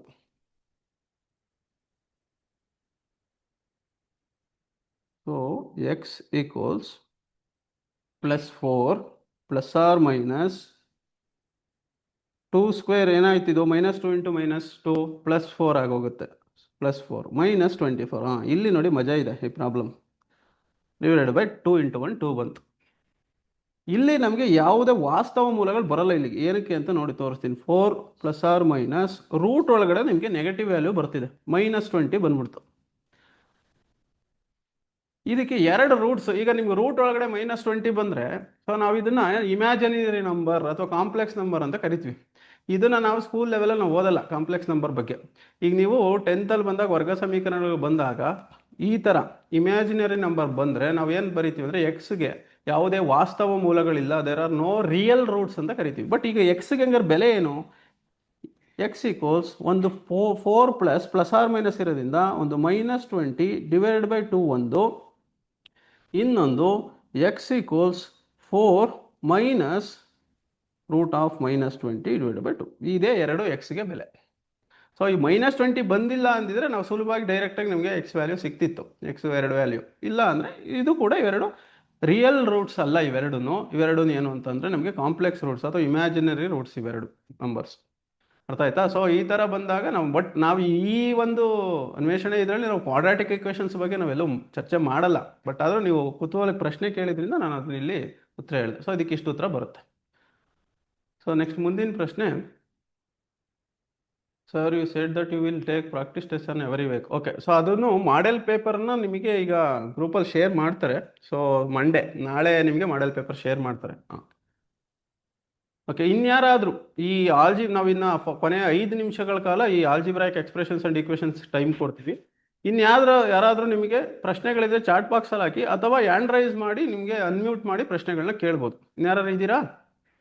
ಈ ಪಾಠದಲ್ಲಿ ಏನಾರು ಡೌಟ್ ಇದ್ದರೆ ಅಥವಾ ಹಿಂದೆ ಸಾಲ್ವ್ ಮಾಡಿರೋ ಪ್ರಾಬ್ಲಮ್ಸ್ಗಳಲ್ಲೇ ಡೌಟ್ ಇದ್ರೂ ಕೇಳಿ, ಅಥವಾ ಬೇರೆ ಯಾವ್ದಾದ್ರು ಲೆಕ್ಕಗಳಿದ್ರು ಕೇಳಿ.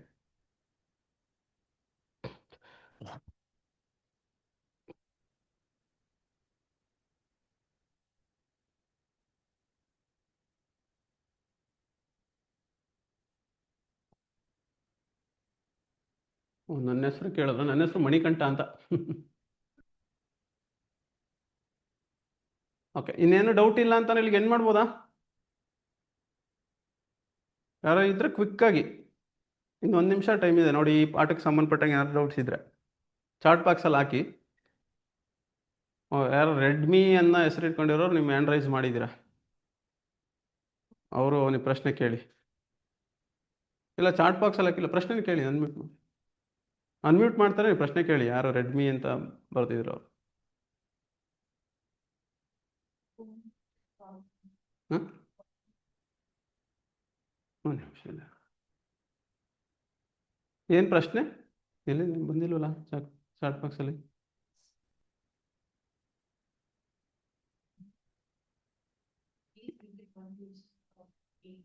Repeat 1 division problem. ಈಗ 1 ಡಿವಿಷನ್ ಪ್ರಾಬ್ಲಮ್. ಓಕೆ, ಯಾವ್ದಾದ್ರು ಒಂದು ಡಿವಿಷನ್ ಪ್ರಾಬ್ಲಮ್ನ ಮತ್ತೆ ಮಾಡಿ ಅಂತ ಕೇಳಿದ್ರು. ಓಕೆ, ಆಯಿತು. ಸೊ ಇಲ್ಲಿ ಹಿಂದೆ ಇರೋ ಉದಾಹರಣೆನೇ ಒಂದು ತಗೋಣ. ಈ ಹಿಂದೆ ಸಾಲ್ವ್ ಮಾಡಿದ ಉದಾಹರಣೆನೇ ಇನ್ನೊಂದು ಸತಿ ತೊಗೊಂಡು ಆಮೇಲೆ ನೆಕ್ಸ್ಟ್ ಏನು ಮಾಡ್ತೀನಿ ಡಿವಿಷನ್. ಓಕೆ, ಹಿಂದೆ ನಾವು ಯಾವ ಲೆಕ್ಕ ಮಾಡಿದ್ವಿ ಅದನ್ನೇ ತಗೋಣ.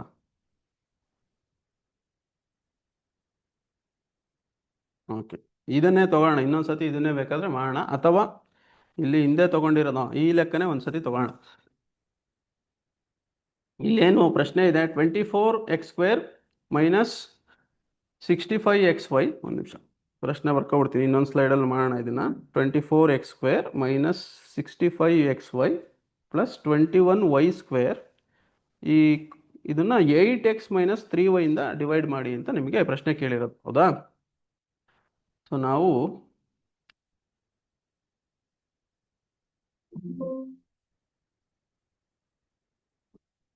ಇಲ್ಲಿ ಮಾಡೋಣ.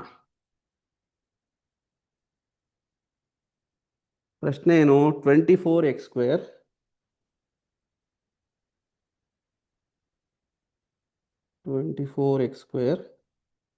ಮೈನಸ್ 65xy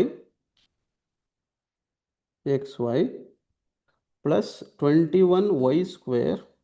ಇದನ್ನು ನಾವು ಡಿವೈಡೆಡ್ ಬೈ 8x - 3y ಅನ್ನೋ ಟರ್ಮಿಂದ ಡಿವೈಡ್ ಮಾಡಿ ಅಂತ ಕೇಳೋರು. ಸರಿನಾ? ಸೊ ನೀವೀಗ ಮೊದಲು ಅಬ್ಸರ್ವ್ ಮಾಡಬೇಕಾಗಿರೋದು ಏನು, ನಾನು ಆಗಲೇ ಹೇಳ್ದಂಗೆ ಅಂದರೆ ಸೊ ಇದನ್ನು ಡಿಕ್ರೀಸಿಂಗ್ ಪವರ್ ಆಫ್ ವೇರಿಯೇಬಲ್ಸ್ ಬರ್ಕೋಬೇಕು. ಅಂದರೆ ಯಾವುದೋ ಒಂದು ವೇರಿಯೇಬಲ್, ಇಲ್ಲಿ ಎರಡು ವೇರಿಯೇಬಲ್ ಇದೆ, ಒಂದು ವೇರಿಯೇಬಲ್ದು ಪವರು ಡಿಕ್ರೀಸ್ ಆಗ್ತಿರ್ಬೇಕು, ಇನ್ನೊಂದು ವೇರಿಯೇಬಲ್ದು ಪವರ್ ಇನ್ಕ್ರೀಸ್ ಆಗ್ತಿರ್ಬೇಕು. ಈಗ ನಾನು ತೋರಿಸ್ತೀನಿ ನೋಡಿ. ಈಗ 24x² ಅಲ್ಲಿ ವೈ ಇಲ್ಲ ಅಂತ ನಿಮ್ಗೆ ಅನಿಸುತ್ತೆ. ನಾವು ಇದನ್ನು ವೈ ಪವರಲ್ಲಿ ಬರಿಬೋದು. ವೈ ಪವರ್ 0 ಇದೆ. ವೈ ಪವರ್ 0 ಅಂದ್ರೇನು? 1 ಅಂತ. ಸೊ ಹಂಗಾಗಿ ವೈ ಬರೆಯಲ್ಲ ನಾನು. ನೆಕ್ಸ್ಟ್ ಮೈನಸ್, ಇಲ್ಲಿ ನೋಡಿ x² ಪವರು, ಸಾರಿ ಎಕ್ಸ್ದು ಪವರ್ 2 ಇತ್ತು. ನೆಕ್ಸ್ಟ್ ಟರ್ಮಲ್ಲಿ ಎಕ್ಸ್ ಪವರ್ ಏನಾಯಿತು? 1 ಆಯಿತು. ವೈ ಪವರ್ ಏನಾಗ್ತಿದೆ ನೋಡಿ, ಇನ್ಕ್ರೀಸ್ ಆಗ್ತಿದೆ. 0 ಇದ್ದಿದ್ದು ವೈ ಪವರ್, ಈಗ ವೈ ಪವರ್ 1 ಆಯಿತು. ನೆಕ್ಸ್ಟ್ ಸ್ಟೆಪ್ಪಲ್ಲಿ ಏನಾಗುತ್ತೆ? ಎಕ್ಸ್ ಪವರ್ ಇಲ್ಲ ಅಲ್ಲಲ್ಲಿ, ಎಕ್ಸ್ ಪವರ್ 0 ನೋಡಿ, ಎಕ್ಸ್ ಪವರ್ 1 ಇದ್ದಿದ್ದು 0 ಆಯಿತು, y power 2. This is the ತುಂಬ ಮುಖ್ಯವಾದ ಸ್ಟೆಪ್ ಇದು, ಈ ಥರ ಬರ್ಕೊಳ್ಳೋದು. ಇಲ್ಲಿ ವೈ ಪವರ್ 0 ಬರ್ಕೋಬೇಕಾ ಸರ್ ನಾನು ಅಂತಂದರೆ ಬರ್ಕೊಳ್ಳೋ ಅವಶ್ಯಕತೆ ಏನಿಲ್ಲ. ಸೊ ಬರೆದ್ರೂ ನಡೆಯುತ್ತೆ, ಬರ್ಕೊಳ್ಳೋದಾದ್ರೂ ನಡೆಯುತ್ತೆ. ಸೊ ಹಂಗಾಗಿ ಈ ಥರ ಆರ್ಡ್ರಲ್ಲಿ ಬರ್ಕೊಳ್ಳೋದು ಮುಖ್ಯ. ಬಟ್ ಈ ಪ್ರಾಬ್ಲಮಲ್ಲಿ ಏನು ಅಡ್ವಾಂಟೇಜು ಅಂದರೆ ಆಲ್ರೆಡಿ ಪ್ರಾಬ್ಲಮ್ಮು ಆರ್ಡ್ರಲ್ಲಿ ಇದೆ. ಸೊ ನೀವು ಮತ್ತೆ ಏನೋ ಆರ್ಡ್ರಲ್ಲಿ ಬರ್ಕೊಳ್ಳೋ ಅವಶ್ಯಕತೆ ಇಲ್ಲ ಅಂತ ಅಂದಿದ್ರೆ ನೀವು ನನಗೆ ತೋರಿಸ್ದಂಗೆ ಒಂದು ವೇರಿಯೇಬಲ್ದು ಪವರ್ ಡಿಕ್ರೀಸ್ ಆಗ್ತಿರಬೇಕು, ಸೈಮಲ್ಟೇನಿಯಸ್ಲಿ ಇನ್ನೊಂದು ವೇರಿಯೇಬಲ್ದು ಪವರ್ ಏನಾಗಬೇಕು? ಇನ್ಕ್ರೀಸ್ ಆಗಬೇಕು. ಸೊ ಆ ಥರ. ಸೊ ಈಗ ಬರ್ಕೊಂಡಾಯ್ತು. ಈಗ ನಾನು ಡಿವೈಸರ್ ಯಾವುದು? ಭಾಜಕ 8x - 3y. ಭಾಜ್ಯ ಯಾವುದು? ಇದನ್ನು ಇಲ್ಲಿ ಬರಿತೀನಿ. 24x² - 65xy + 21y² ಅಂತ ಇದೆ. ಈಗ ನಾನು ಫಸ್ಟ್ ಏನು ಯೋಚನೆ ಮಾಡಬೇಕು ಅಂದರೆ, ಈ ಮೊದಲನೇ ಟರ್ಮ್ 24x² ಐತಲ್ಲ, 24x² ಬರಬೇಕು ಅಂದರೆ ಈ 8x - 3yಗೆ ಯಾವ ನಂಬರ್ನ ಮಲ್ಟಿಪ್ಲೈ ಮಾಡಿದ್ರೆ 24x² ಬರುತ್ತೆ? ಯಾಕೆಂದರೆ ನಾವು ಸಬ್ಟ್ರಾಕ್ಟ್ ಮಾಡಿದಾಗ ಅದು ಕ್ಯಾನ್ಸಲ್ ಆಗಬೇಕು ಒಂದು ಟರ್ಮ್. ಸೊ ಆ ಥರ ನಾವು ಯೋಚನೆ ಮಾಡ್ತೀವಿ. ಸೊ ಹಾಗಾಗಿ ನಾನು ಯೋಚನೆ ಮಾಡೋದೇನು ಅಂದರೆ, ಈಗ ಎಕ್ಸ್ ಆಲ್ರೆಡಿ ಇದೆ. ಸೊ ಎಕ್ಸನ್ನೇ x² ಮಾಡಬೇಕು ಅಂದರೆ ನಾನು ಎಕ್ಸ್ ಮಲ್ಟಿಪ್ಲೈ ಮಾಡಬೇಕು, ಸರಿನಾ? ಇಲ್ಲಿ x² ಬೇಕು ನನಗೆ, ಎಕ್ಸ್ಗೆ ಎಕ್ಸ್ ಮಲ್ಟಿಪ್ಲೈ ಮಾಡಿದ್ರೆ x² ಆಗುತ್ತೆ. ಇನ್ನು 24 ಬೇಕು ನನಗೆ. 8ಗೆ ಎಷ್ಟು ಮಲ್ಟಿಪ್ಲೈ ಮಾಡಿದ್ರೆ 24 ಆಗುತ್ತೆ? 8 3s are 24, ಹಾಗಾಗಿ 3 ಮಲ್ಟಿಪ್ಲೈ ಮಾಡಿದ್ರೆ ಆಗುತ್ತೆ. ಇಷ್ಟೇ, ಹಿಂಗೆ ಥಿಂಕ್ ಮಾಡಬೇಕು. ಈಗ ಏನಾಯಿತು? 8 3s are 24, 24x² ಆಯಿತು. ಅದೇ ಥರ ಇಲ್ಲಿ -3y ಇದೆ, ಅದು ನಾವು ಮರೆಯೋಂಗಿಲ್ಲ. ಬರೀ ನಾವು 8x 3x ಮಲ್ಟಿಪ್ಲೈ ಮಾಡಿ. ನೆಕ್ಸ್ಟು ನೋಡಿ, ಇದು ಮೈನಸ್ ಇಂಟು ಪ್ಲಸ್ ಮೈನಸ್ ಆಯಿತು. 3 3s are 9, 3 3s are 9, 9xy, x into y xy ಆಯಿತು. ಈಗ ನಾವೇನು ಮಾಡ್ತೀವಿ? ಸಬ್ಟ್ರಾಕ್ಟ್ ಮಾಡ್ತೀವಿ. ಸೊ ಮೈನಸ್ ಚಿಹ್ನೆ ಬದಲಾಯಿಸೋಣ. 24x² 24x² ಕ್ಯಾನ್ಸಲ್ ಆಯಿತು. ಸೊ ಈಗ 65ಅಲ್ಲಿ ಸೊ 9 ಕಳಿಬೇಕು. -65 9 ಕಳೆದ್ರೆ ಎಷ್ಟಾಯಿತು? 56 -56, 56 9 65, 56xy ಬಂತು. ಮತ್ತು 21y² ಕೆಳಗಡೆ ತಗೊಳ್ಳಿ. ಸೊ ಈಗ ನನಗೆ 8x - y 3yಗೆ ಯಾವ ನಂಬರ್ನ ಮಲ್ಟಿಪ್ಲೈ ಮಾಡಿದ್ರೆ ನನಗೆ -56xy ಬರಬೇಕು ಅಂತ ನೋಡಬೇಕು. ಈಗ ಮೊದಲೇನು ಮಾಡೋಣ, ಇಲ್ಲಿ ಸೈನು ಮೈನಸ್ ಇದೆ, ಇಲ್ಲಿ ಮೈನಸ್ ಸೈನ್ ಬರಬೇಕು ಅಂದರೆ 8x ಪ್ಲಸ್ ಇರೋದ್ರಿಂದ ಫಸ್ಟ್ ಮೈನಸ್ ಬರೀಬೇಕು, ಅದನ್ನು ನೋಡ್ಕೊಳ್ಳಿ. Plus into minus minus. ಅದಾದಮೇಲೆ 8ಗೆ ಯಾವ ನಂಬರ್ ಮಲ್ಟಿಪ್ಲೈ ಮಾಡಿದ್ರೆ 56 ಆಗುತ್ತೆ? 8 7s 8 7 56, 56 ಬಂದ್ಬಿಡ್ತು. ಈಗ ಎಕ್ಸ್ ಇದೆ ನಮ್ಮ ಹತ್ರ ಆಲ್ರೆಡಿ, ನಮ್ಗೆ ಬೇಕಾಗಿರೋದು ವೈ. ಜಸ್ಟ್ ವೈ ಮಲ್ಟಿಪ್ಲೈ ಮಾಡಿದ್ರೆ ಸಾಕು. ಈಗೇನಾಯಿತು? 8 7s 56 -56, x into y xy ಬಂತು. ಈಗ ನೋಡಿ, ನಮಗೆ ಬೇಕಾಗಿರೋ ನಂಬರ್ ಬಂತು. ಇಲ್ಲಿ ನೆಕ್ಸ್ಟ್ ಏನು ಮಾಡಬೇಕು? -3y -7ಗೆ ನಾವು ಗುಣಿಸ್ಬೇಕು. ಮೈನಸ್ ಇಂಟು ಮೈನಸ್ ಏನಾಯಿತು? ಪ್ಲಸ್ ಆಯಿತು. 3 7s 21, Y into Y y² ನೋಡಿ ಬಂದೇ ಬಿಡ್ತು ನಮ್ಗೆ ಏನು ಬೇಕು ಉತ್ತರ. ಇದು ಚಿಹ್ನೆ ಚೇಂಜ್ ಮಾಡಿದೆ. 56 56 -56 + 56 ಕ್ಯಾನ್ಸಲ್ ಆಯಿತು. ಪ್ಲಸ್ 21y² -21y² ಕ್ಯಾನ್ಸಲ್ ಆಯಿತು, 0. ಸೊ ನಮಗೆ ಕೋಶಂಟ್ ಏನು ಬಂತು? ಭಾಗಲಬ್ಧ 3x - 7y. ಇದು ಸರಿನೋ ತಪ್ಪು ಅಂತ ನೀವೇನಾದ್ರು ನೋಡಬೇಕು ಅಂದರೆ ಈ 3x - 7yಗೆ ಡಿವೈಸರ್ ಏನಿತ್ತು ಭಾಜಕ, ಅದನ್ನು ಗುಣಿಸ್ಬಿಟ್ಟು ನೀವು ಚೆಕ್ ಮಾಡಿದ್ರೆ ನಿಮ್ಗೆ ಉತ್ತರ ಏನು ಬರಬೇಕು?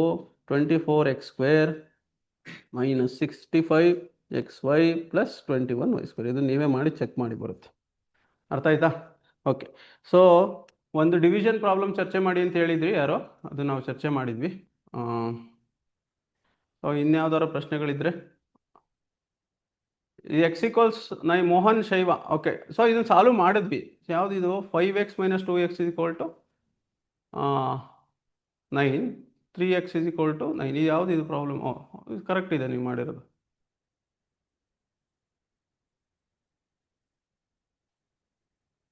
ಯಾವುದು? ಹಾಂ, ಕರೆಕ್ಟ್ ಇದೆ 3 ಇದು ಕರೆಕ್ಟ್ ಇದೆ.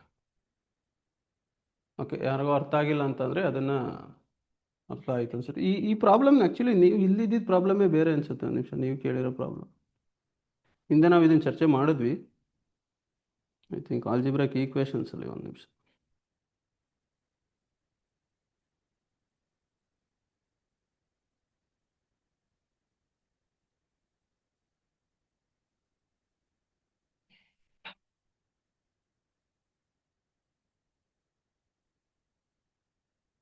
ಹಾಂ, ಇಲ್ಲಿ 3x ಇರೋದು. ನೀವು ಆ್ಯಕ್ಚುಲಿ 2x ಅಂತ ಕ್ವಶನಲ್ಲಿ ಬರ್ಕೊಂಡಿದ್ದೀರ. 2x ಆದರೆ ನಿಮ್ಗೆ ಬಂದಿರೋದು ಕರೆಕ್ಟು, 9/3 ಬರುತ್ತೆ. ಬಟ್ ಪ್ರಶ್ನೆಯಲ್ಲಿ ಇರೋದು ಇಲ್ಲಿ 3x. ನೀವು ಅಬ್ಸರ್ವ್ ಮಾಡಿ, 3x ಆಗಿರೋದ್ರಿಂದ 5 - 3 ಏನಾಯಿತು, 2x ಬರುತ್ತೆ. 5 - 2x ಆಗಿದ್ರೆ ನಿಮ್ಗೆ ಏನು ಬಂದಿದೆ ಉತ್ತರ, ಅದು ಕರೆಕ್ಟು. ಸೊ ನೀವು ಅಲ್ಲಿ ಚಾರ್ಟ್ ಬಾಕ್ಸಲ್ಲಿ ಹಾಕಿರೋ ಪ್ರಾಬ್ಲಮ್ಮೇ ಬೇರೆ, ಸೊ ಇಲ್ಲಿ ನಾವು ಸಾಲ್ವ್ ಮಾಡಿರೋ ಪ್ರಾಬ್ಲಮ್ಮೇ ಬೇರೆ. ಬಟ್ ನೀವು ಚಾರ್ಟ್ ಬಾಕ್ಸಲ್ಲಿ ಮಾಡಿರೋಂಥ ಪ್ರಾಬ್ಲಮ್ಗೆ ಉತ್ತರ ಕರೆಕ್ಟ್ ಇದೆ. ಇಲ್ಲಿ 2x ಇದೆ ನೋಡಿ. ಸೊ ಬಟ್ ನಾವಿಲ್ಲಿ 3x ಇರೋದ್ರಿಂದ ಇಲ್ಲಿ ನಮಗೆ 9/2 ಬರುತ್ತೆ ಉತ್ತರ. So t² = 7, t = √7 correct. Okay, I understood. Okay, ಯಾರೋ ಐ ಕೆನಾಟ್ ಅಂಡರ್ಸ್ಟ್ಯಾಂಡ್ ಅಂತ ಹಾಕಿದ್ದೀರಾ. ಯಾವ ಪ್ರಾಬ್ಲಮ್ಮು, ಡಿವಿಷನ್ನೇನಾ ಯಾವುದು? ಸೊ ಅದನ್ನು ಸ್ಪೆಸಿಫೈ ಮಾಡಿ ಹಾಕಿದ್ರೆ ಯಾವುದು ಅಂತ ನಾವು ಚರ್ಚೆ ಮಾಡ್ತೀವಿ. ಇನ್ನು ಇನ್ನೊಂದು 3 ನಿಮಿಷ ತೊಗೊಳ್ಳೋಣ ಈ ಒಂದು ಟಾಪಿಕ್ಗೆ, ನಾವು ಮುಂದಕ್ಕೆ ಹೋಗೋಣ. ಯಾಕೆಂದರೆ ಇನ್ನೂ ನಾವು 3 ಚಾಪ್ಟರ್ ಡಿಸ್ಕಸ್ ಮಾಡಬೇಕು. ಏನಾದ್ರು ಇದ್ದರೆ ನೀವು ಹೇಳಿ, ಖಂಡಿತವಾಗ್ಲೂ ಚರ್ಚೆ ಮಾಡೋಣ. ಇನ್ನೊಂದು 3 ಮಿನಿಟ್ಸ್ ಟೈಮ್ ಇದೆ ನಿಮಗೆ. ಯಾರೋ ಯು ರೂಪಾ, ಜೀವನ್ ನಾಯಕ್, ಅದ್ಯಾವುದು ಅರ್ಥ ಆಗಿಲ್ಲ ಅಂತ ಹಾಕಿದ್ದೀರಾ. ಡಿವೈಡಿಂಗ್. ಸೊ ಈಗ ಅರ್ಥ ಆಯ್ತಾ? ಈಗ ಡಿವಿಷನ್ ಈಗ ಒಂದ್ಸತಿ ಮಾಡಿದ್ದೀವಿ. ಹಾಂ, ಓಕೆ. ಇನ್ಯಾವ್ದಾದ್ರು ನಿಮಗೆ ಡಿವಿಷನ್ ಒಂದು ಕೆಲಸ ಮಾಡಿ. ನೀವು ಈಗ ಏನು ಮಾಡಿದ್ದೀವಿ ಅದನ್ನು ನೀವು ಇನ್ನೊಂದು ಸತಿ ಟ್ರೈ ಮಾಡಿ. ನಾನು 2 ಲೆಕ್ಕ ಇವಾಗ ಮಾಡಿಸಿದ್ದೀನಿ. ನೀವು ಇನ್ನೊಂದು ಸತಿ ನೀವು ಟ್ರೈ ಮಾಡಿದ್ರೆ ನಿಮಗೆ ಗೊತ್ತಾಗುತ್ತೆ. ಸೇಮ್ ಸ್ಟೆಪ್ನ ಫಾಲೋ ಮಾಡಿ. ಫಸ್ಟ್ ಸ್ಟೆಪ್ ಏನು ಮಾಡಬೇಕು ಅಂದರೆ, ನೀವು ಒಂದು ಆರ್ಡ್ರಲ್ಲಿ ಬರ್ಕೋಬೇಕು. ಡಿಕ್ರೀಸಿಂಗ್ ಪವರು ಮತ್ತು ಒಂದು ಇನ್ಕ್ರೀಸಿಂಗ್ ಪವರಲ್ಲಿ ಹಂಗೆ ಬರ್ಕೊಂಡು ನೀವು ಡಿವಿಷನ್ ಮಾಡಿದ್ರೆ ಸುಲಭವಾಗಿ ಮಾಡ್ಬೋದು. ನೀವು ಟ್ರೈ ಮಾಡಿ. ಹಂಗೂ ನಿಮ್ಗೆ ಗೊತ್ತಾಗಿಲ್ಲ ಅಂತಂದರೆ ಮತ್ತೆ ಡಿವಿಷನ್ನ ಬೇಕಾದ್ರೆ ನಾವು ಇನ್ನೊಂದು ರೌಂಡು ನೆಕ್ಸ್ಟ್ ವೀಕಲ್ಲೂ ಕೂಡ ಚರ್ಚೆ ಮಾಡ್ಬೋದು. ಓಕೆ, ಸೊ ಇಲ್ಲಿಗೆ ನಾವು ಆಲ್ಜಿಬ್ರಾಯಿಕ್ ಎಕ್ಸ್ಪ್ರೆಷನ್ಸ್ ಆ್ಯಂಡ್ ಈಕ್ವೇಷನ್ಸ್ ಚಾಪ್ಟರ್ಗೆ ಸಂಬಂಧಪಟ್ಟಂಥ ಡೌಟ್ ಕ್ಲಾರಿಫಿಕೇಷನ್ ಅನ್ನು ಮುಗಿಸ್ತೀವಿ. ನೆಕ್ಸ್ಟು, ಸೊ ಹಿಂದಿನ ವಾರದಲ್ಲಿ ನಿಮಗೆ ಎಲೆಕ್ಟ್ರಿಸಿಟಿ ಆ್ಯಂಡ್ ಮ್ಯಾಗ್ನೆಟಿಸಮ್ ಅನ್ನೋ ಒಂದು ಪಾಠದ ಬಗ್ಗೆನೂ ನಾವು ಚರ್ಚೆ ಮಾಡಿದ್ವಿ. ಸೊ ಈ ಪಾಠಕ್ಕೆ ಸಂಬಂಧಪಟ್ಟಂಗೆ ಏನಾದ್ರು ಡೌಟ್ಸ್ ಇದ್ದರೆ ನೀವು ಕೇಳ್ಬೋದು. ಸೊ ಅದಕ್ಕಿಂತ ಮುಂಚೆ ನಾನೊಂದು ಸಲ ಏನೇನು ನಾವು ಚರ್ಚೆ ಮಾಡಿದ್ವಿ ಅನ್ನೋದನ್ನು ಒಂದು ಸತಿ ಪಟ್ಟಿ ಮಾಡ್ತೀನಿ. ಎಲೆಕ್ಟ್ರಿಸಿಟಿಲಿ ನಾವು ಏನೇನು ಚರ್ಚೆ ಮಾಡಿದ್ವಿ ಮತ್ತು ಮ್ಯಾಗ್ನೆಟಿಸಮಲ್ಲಿ ಏನೇನು ಚರ್ಚೆ ಮಾಡಿದ್ವಿ ಅಂತ. ಸೊ ವಿಡಿಯೋ ಮೊನ್ನೆ ಮತ್ತು ನೆನ್ನೆ ಅಪ್ಲೋಡ್ ಆಗಿರೋದು, ಯಾರು ನೋಡಿಲ್ಲ ಅಂದರೆ ಇನ್ನೊಂದು ಸತಿ ನೋಡಿ. ಸೊ ಏನೇನು ಚರ್ಚೆ ಮಾಡಿದ್ವಿ ಅಂತ ಕ್ವಿಕ್ಕಾಗಿ ನಾನು ಒಂದು ಸತಿ ಪಾಯಿಂಟ್ಸ್ ಮಾಡ್ತೀನಿ. ಅದಾದಮೇಲೆ ನಿಮ್ಗೆ ಏನಾದ್ರು ಡೌಟ್ ಇತ್ತು ಅಂತ ಖಂಡಿತ ಕೇಳ್ಬೋದು. ಮೊದಲು ನಾನು ಎಲೆಕ್ಟ್ರಿಸಿಟಿ 2 ಕ್ಲಾಸ್ ಇತ್ತು. ಮೊದಲನೇ ಕ್ಲಾಸಲ್ಲಿ ಎಲೆಕ್ಟ್ರಿಸಿಟಿ ಬಗ್ಗೆ ಚರ್ಚೆ ಮಾಡಿದ್ವಿ. ಈ ಎಲೆಕ್ಟ್ರಿಸಿಟಿಲಿ ನಾವೇನೇನು ಚರ್ಚೆ ಮಾಡಿದ್ವಿ ಅಂತ ನಾನು ಬರೀತೀನಿ. ಒಂದು, ಎಲೆಕ್ಟ್ರಿಸಿಟಿ ಅಂತ ಬಂದ ತಕ್ಷಣ ನಾವು ಇಲ್ಲಿ ಆಟಮ್ ಬಗ್ಗೆ ಚರ್ಚೆ ಮಾಡಿದ್ವಿ. ಸೊ ಆಟಮ್ ಒಳಗಡೆ ಎಲೆಕ್ಟ್ರಾನ್ಸ್ ಇರೋದ್ರಿಂದ, ಸೊ ಆ ಎಲೆಕ್ಟ್ರಾನ್ಸಿಂದನೇ ನಮ್ಗೆ ಎಲೆಕ್ಟ್ರಿಕ್ ಕರೆಂಟ್ ಅನ್ನೋದು ನಾವು ಬರೋದ್ರಿಂದ, ಸೊ ಎಲೆಕ್ಟ್ರಾನ್ಸ್ಗಳು ಎಲ್ಲಿರುತ್ತೆ, ಅದು ಏನು ಬಿಹೇವಿಯರು, ಅದ್ರ ಬಗ್ಗೆ ನಾವು ಚರ್ಚೆ ಮಾಡಿದ್ವಿ. ಸೊ ಎಲೆಕ್ಟ್ರಾನ್ಸ್ಗಳ ಬಗ್ಗೆ ಚರ್ಚೆ ಮಾಡಿದ್ಮೇಲೆ what is electric current, electric current ಅಂದರೆ ಏನು, ವಿದ್ಯುತ್ ಪ್ರವಾಹ ಅಂದರೆ ಏನು ಅನ್ನೋದ್ರ ಬಗ್ಗೆ ಚರ್ಚೆ ಮಾಡಿದ್ವಿ. ಎಲೆಕ್ಟ್ರಿಕ್ ಕರೆಂಟ್ ಇದನ್ನು ನಾವು I = Q/T, ಒಂದು ಕ್ರಾಸ್ ಸೆಕ್ಷನ್, ಒಂದು ಕಂಡಕ್ಟರ್ದು ಅಡ್ಡಕ್ಕೆ ಹೋಯ್ತಿದ್ದಲ್ಲಿ ಒಂದು ಯೂನಿಟ್ ಟೈಮ್ಗೆ ಎಷ್ಟು ಚಾರ್ಜ್ ಫ್ಲೋ ಆಗುತ್ತೆ ಅಂತ ನಾವು ಲೆಕ್ಕ ಹಾಕಿದ್ರೆ ಒಂದು ವೈರಲ್ಲಿ ಎಷ್ಟು ಕರೆಂಟ್ ಹರಿತಿದೆ ಅಂತ ನಾವು ಲೆಕ್ಕ ಹಾಕ್ಬೋದು ಅಂತ ನಾವು ಹಿಂದಿನ ಕ್ಲಾಸಲ್ಲಿ ಚರ್ಚೆ ಮಾಡಿದ್ವಿ. ಈ ಎಲೆಕ್ಟ್ರಿಕ್ ಕರೆಂಟ್ಗೆ ಯೂನಿಟ್ ಏನು, ಆಂಪಿಯರ್. ಸೊ ನಾನು ಇದನ್ನು ಇನ್ನೊಂದ್ಸತಿ ರಿಮೈಂಡ್ ಮಾಡ್ತಿದ್ದೀನಿ. ಈ ಆಂಪಿಯರ್ ಅನ್ನೋದು ನಾವು ವರ್ಡಲ್ಲಿ ಫುಲ್ ಬರೀಬೇಕು ಅಂತಾಗ ಸ್ಮಾಲ್ ಲೆಟ್ರಿಂದನೇ ಸ್ಟಾರ್ಟ್ ಮಾಡಬೇಕು. ಯಾವಾಗ ನಾವು ಯೂನಿಟ್ ಬರಿಬೇಕಾದ್ರೆ, ಅದೇ ಸಿಂಬಲ್ ಬರಿತೀನಿ ಅಂದರೆ ಕ್ಯಾಪಿಟಲ್ ಎ ಬರಿಬೇಕು. ಬಟ್ ಸೈಂಟಿಸ್ಟ್ ಹೆಸರು ಬರಿಬೇಕಾದ್ರೆ ಕ್ಯಾಪಿಟಲ್ ಎ ಇಂದನೇ ಬರಿಬೇಕು. ಇದನ್ನು ನಾವು ಫಿಸಿಕಲ್ ಕ್ವಾಂಟಿಟೀಸಲ್ಲಿ ಕೂಡ ಚರ್ಚೆ ಮಾಡಿದ್ವಿ. ಸೊ ಇದು ನೆಕ್ಸ್ಟ್. ಅದಾದಮೇಲೆ ಈ ಪಾಠದಲ್ಲಿ ಮುಖ್ಯವಾಗಿ ನಾವು ಒಂದು ಇದು ಯಾವುದು SI ಯೂನಿಟ್ಸ್ಗಳು ನೋಡ್ಕೋಬೇಕು. ಎಲೆಕ್ಟ್ರಿಕ್ ಕರೆಂಟ್ಗೆ ಏನು, ವೋಲ್ಟೇಜ್ಗೆ ಏನು ಅಂತ. ನೆಕ್ಸ್ಟ್ ಇದಾದಮೇಲೆ ನಾವು ಚರ್ಚೆ ಮಾಡಿದ್ದು ಪೊಟೆನ್ಷಿಯಲ್ ಡಿಫ್ರೆನ್ಸ್ ಅಂದರೆ ಏನು. ಈಗ ಎಲೆಕ್ಟ್ರಿಕ್ ಕರೆಂಟ್ ಅಂತ ನಾವು ಏನು ನೋಡ್ತೀವೋ, ಎಲೆಕ್ಟ್ರಿಕ್ ಕರೆಂಟ್ ಬೇಕು ಅಂತಂದರೆ ಎಲೆಕ್ಟ್ರಾನ್ಸ್ಗಳು ಒಂದು ದಿಕ್ಕಲ್ಲಿ ನಿರ್ದಿಷ್ಟ ದಿಕ್ಕುಗಳಲ್ಲಿ ಚಲಿಸಬೇಕು ನಮಗೆ ಅಂತ ಅಂದರೆ, ನಮ್ಗೆ ನೆಟ್ ಕರೆಂಟ್ ಏನಾದ್ರು ಬೇಕು ಅಂದರೆ ನಮಗೆ ಪೊಟೆನ್ಷಿಯಲ್ ಡಿಫ್ರೆನ್ಸ್ ಕ್ರಿಯೇಟ್ ಮಾಡಬೇಕಾಗುತ್ತೆ. ಸೊ 2 ವೈರ್ ತುದಿಗಳ ನಡುವೆ ಒಂದು ಪೊಟೆನ್ಷಿಯಲ್ ಡಿಫ್ರೆನ್ಸ್ ಕ್ರಿಯೇಟ್ ಮಾಡೋರು. ಒಂದು ಕಡೆ ಎಲೆಕ್ಟ್ರಾನ್ ರಿಚ್ ಇರಬೇಕು, ಇನ್ನೊಂದು ಕಡೆ ಡಿಫಿಷಿಯನ್ಸಿ ಇದ್ದಾಗ ಮಾತ್ರ ಎಲೆಕ್ಟ್ರಾನ್ಸ್ಗಳು ಒಂದು ದಿಕ್ಕಿನಲ್ಲಿ ಮೂವ್ ಆಗುತ್ತೆ. ಸೊ ಇದಕ್ಕೆ ನಾವು ಪೊಟೆನ್ಷಿಯಲ್ ಡಿಫ್ರೆನ್ಸ್, ವಿದ್ಯುತ್ ವಿಭವ ಅಂತರ ಅಂತ ಕರಿತೀವಿ. ಇದಕ್ಕೆ ಇನ್ನೊಂದು ನಾವು ವೋಲ್ಟೇಜ್ ಅಂತಲೂ ಕೂಡ ಕರಿತೀವಿ. ಸೊ ಇದನ್ನು ಲೆಕ್ಕ ಹಾಕೋಕ್ಕೆ ನಾವು V is equal to W/Q, ಅಂದರೆ work done by unit charge ಅಂತ. ಸೊ ಕೆಲಸ ಬೈ ವಿದ್ಯುತ್ ಆವೇಶ ಅಂತ. ಅಂದರೆ ಒಂದು ಯೂನಿಟ್ ಚಾರ್ಜನ್ನ ನಾವು ಒಂದು ಎಂಡ್ ಆಫ್ ಎ ಕಂಡಕ್ಟರಿಂದ ಇನ್ನೊಂದು ಎಂಡ್ ಆಫ್ ಎ ಕಂಡಕ್ಟರಿಗೆ ನಾವು ಮೂವ್ ಮಾಡಬೇಕು ಅಂತಂದರೆ ಎಷ್ಟು ಕೆಲಸ ಮಾಡಬೇಕು, ಎಷ್ಟು ವರ್ಕ್ ಡನ್ ರಿಕ್ವೈರ್ಡ್ ಅನ್ನೋದನ್ನು ನಾವು ಪೊಟೆನ್ಷಿಯಲ್ ಡಿಫ್ರೆನ್ಸ್ ಅಂತ ಕರಿತೀವಿ. ಸೊ ಇದಕ್ಕೆ ಏನಪ್ಪ ಯೂನಿಟ್ಸು, SI ಯೂನಿಟ್ ಏನಂದರೆ ವೋಲ್ಟ್. ಇದನ್ನು ನಾನು ಕ್ಯಾಪಿಟಲ್ ಲೆಟರ್ ವಿ ಇಂದ ನಾವು ಗುರುತಿಸ್ತೀನಿ ಅಂತ ಇದ್ರ ಬಗ್ಗೆ ಚರ್ಚೆ ಮಾಡಿ. ಇದಾದಮೇಲೆ ನಾವು ಎಲೆಕ್ಟ್ರಿಕ್ ಸರ್ಕ್ಯೂಟ್ ಅಂದರೆ ಏನು, ಆ ಎಲೆಕ್ಟ್ರಿಕ್ ಸರ್ಕ್ಯೂಟ್ ಒಳಗಡೆ ಯಾವ್ಯಾವ ಸಿಂಬಲ್ಸ್ಗಳನ್ನ ನಾವು ಬಳಸ್ತೀವಿ ಅನ್ನೋದ್ರ ಬಗ್ಗೆ ಎಲೆಕ್ಟ್ರಿಕ್ ಸರ್ಕ್ಯೂಟ್ ಆ್ಯಂಡ್ ಸಿಂಬಲ್ಸ್ ಬಗ್ಗೆ ಒಂದಷ್ಟು ಚರ್ಚೆ ಮಾಡಿದ್ವಿ. ಅದಾದ ನಂತರ ಈ ವೋಲ್ಟೇಜು ಮತ್ತು ಕರೆಂಟ್ ನಡುವೆ ಏನು ಸಂಬಂಧ ಇದೆ ಅನ್ನೋದಕ್ಕೆ ಒಂದು ಲಾ ಇದೆ, ಒಂದು ನಿಯಮ ಇದೆ, ಓಮ್ನ ನಿಯಮ ಅನ್ನೋದು. ಅದ್ರ ಬಗ್ಗೆ ಚರ್ಚೆ ಮಾಡಿ. ಓಮ್ಸ್ ಲಾ ಈ ಚಾಪ್ಟರ್ ತುಂಬ ಇಂಪಾರ್ಟೆಂಟ್ ಇದು. ಓಮ್ಸ್ ಲಾ ಅನ್ನೋದು, ಓಮ್ಸ್ ಲಾ ಏನು ಹೇಳುತ್ತೆ, that voltage is directly proportional to the electric current when the temperature remains constant in the conductor ಅಂತ. ಸೊ ಅದನ್ನು ನಾವು ಮ್ಯಾಥಮೆಟಿಕಲಿ ಏನಂತ ಬರಿತೀವಿ ಅಂದರೆ ವಿ ಪ್ರಪೋರ್ಷನಲ್ ಟು ಐ ಅಂತ ಬರಿತೀವಿ. ಸೊ ಈ V/I ಅನ್ನೋದು ಕಾನ್ಸ್ಟೆಂಟು. ಈ V/I ಅನ್ನೋದು ಯಾವಾಗಲೂ ಒಂದು ಕಾನ್ಸ್ಟೆಂಟ್ ನಂಬರ್ ಬರುತ್ತೆ. ಅದು ಏನಪ್ಪ ಕಾನ್ಸ್ಟೆಂಟು ಅಂದರೆ that V/I is equal to R ಅಂತ. ಇಲ್ಲಿ ಆರ್ ಅಂದರೆ ಏನು ಅಂದರೆ ರೆಸಿಸ್ಟೆನ್ಸ್, ವಿದ್ಯುತ್ ರೋಧ ಅಂತ ನಾವು ಚರ್ಚೆ ಮಾಡಿದ್ದೀವಿ. ಇದರಿಂದ ನಮಗೆ ಏನೋ ಒಂದು ಹೊಸ ಒಂದು ಫಾರ್ಮುಲಾ ಏನು ಬರುತ್ತಪ್ಪ ಅಂದರೆ V is equal to IR ಅನ್ನೋದು ಒಂದು ಸೂತ್ರ ಬರುತ್ತೆ. ಇದನ್ನು ನಾವು ಬೇರೆ ಬೇರೆ ಥರ ಬರಿಬೋದು. I is equal to V/R, R is equal to V/I ಅಂತ ಬರಿಬೋದು. ಓಕೆ, ಸೊ ಇದನ್ನು ನಾವು ಹಿಂದಿನ ತರಗತಿಯಲ್ಲಿ ಚರ್ಚೆ ಮಾಡಿದ್ವಿ.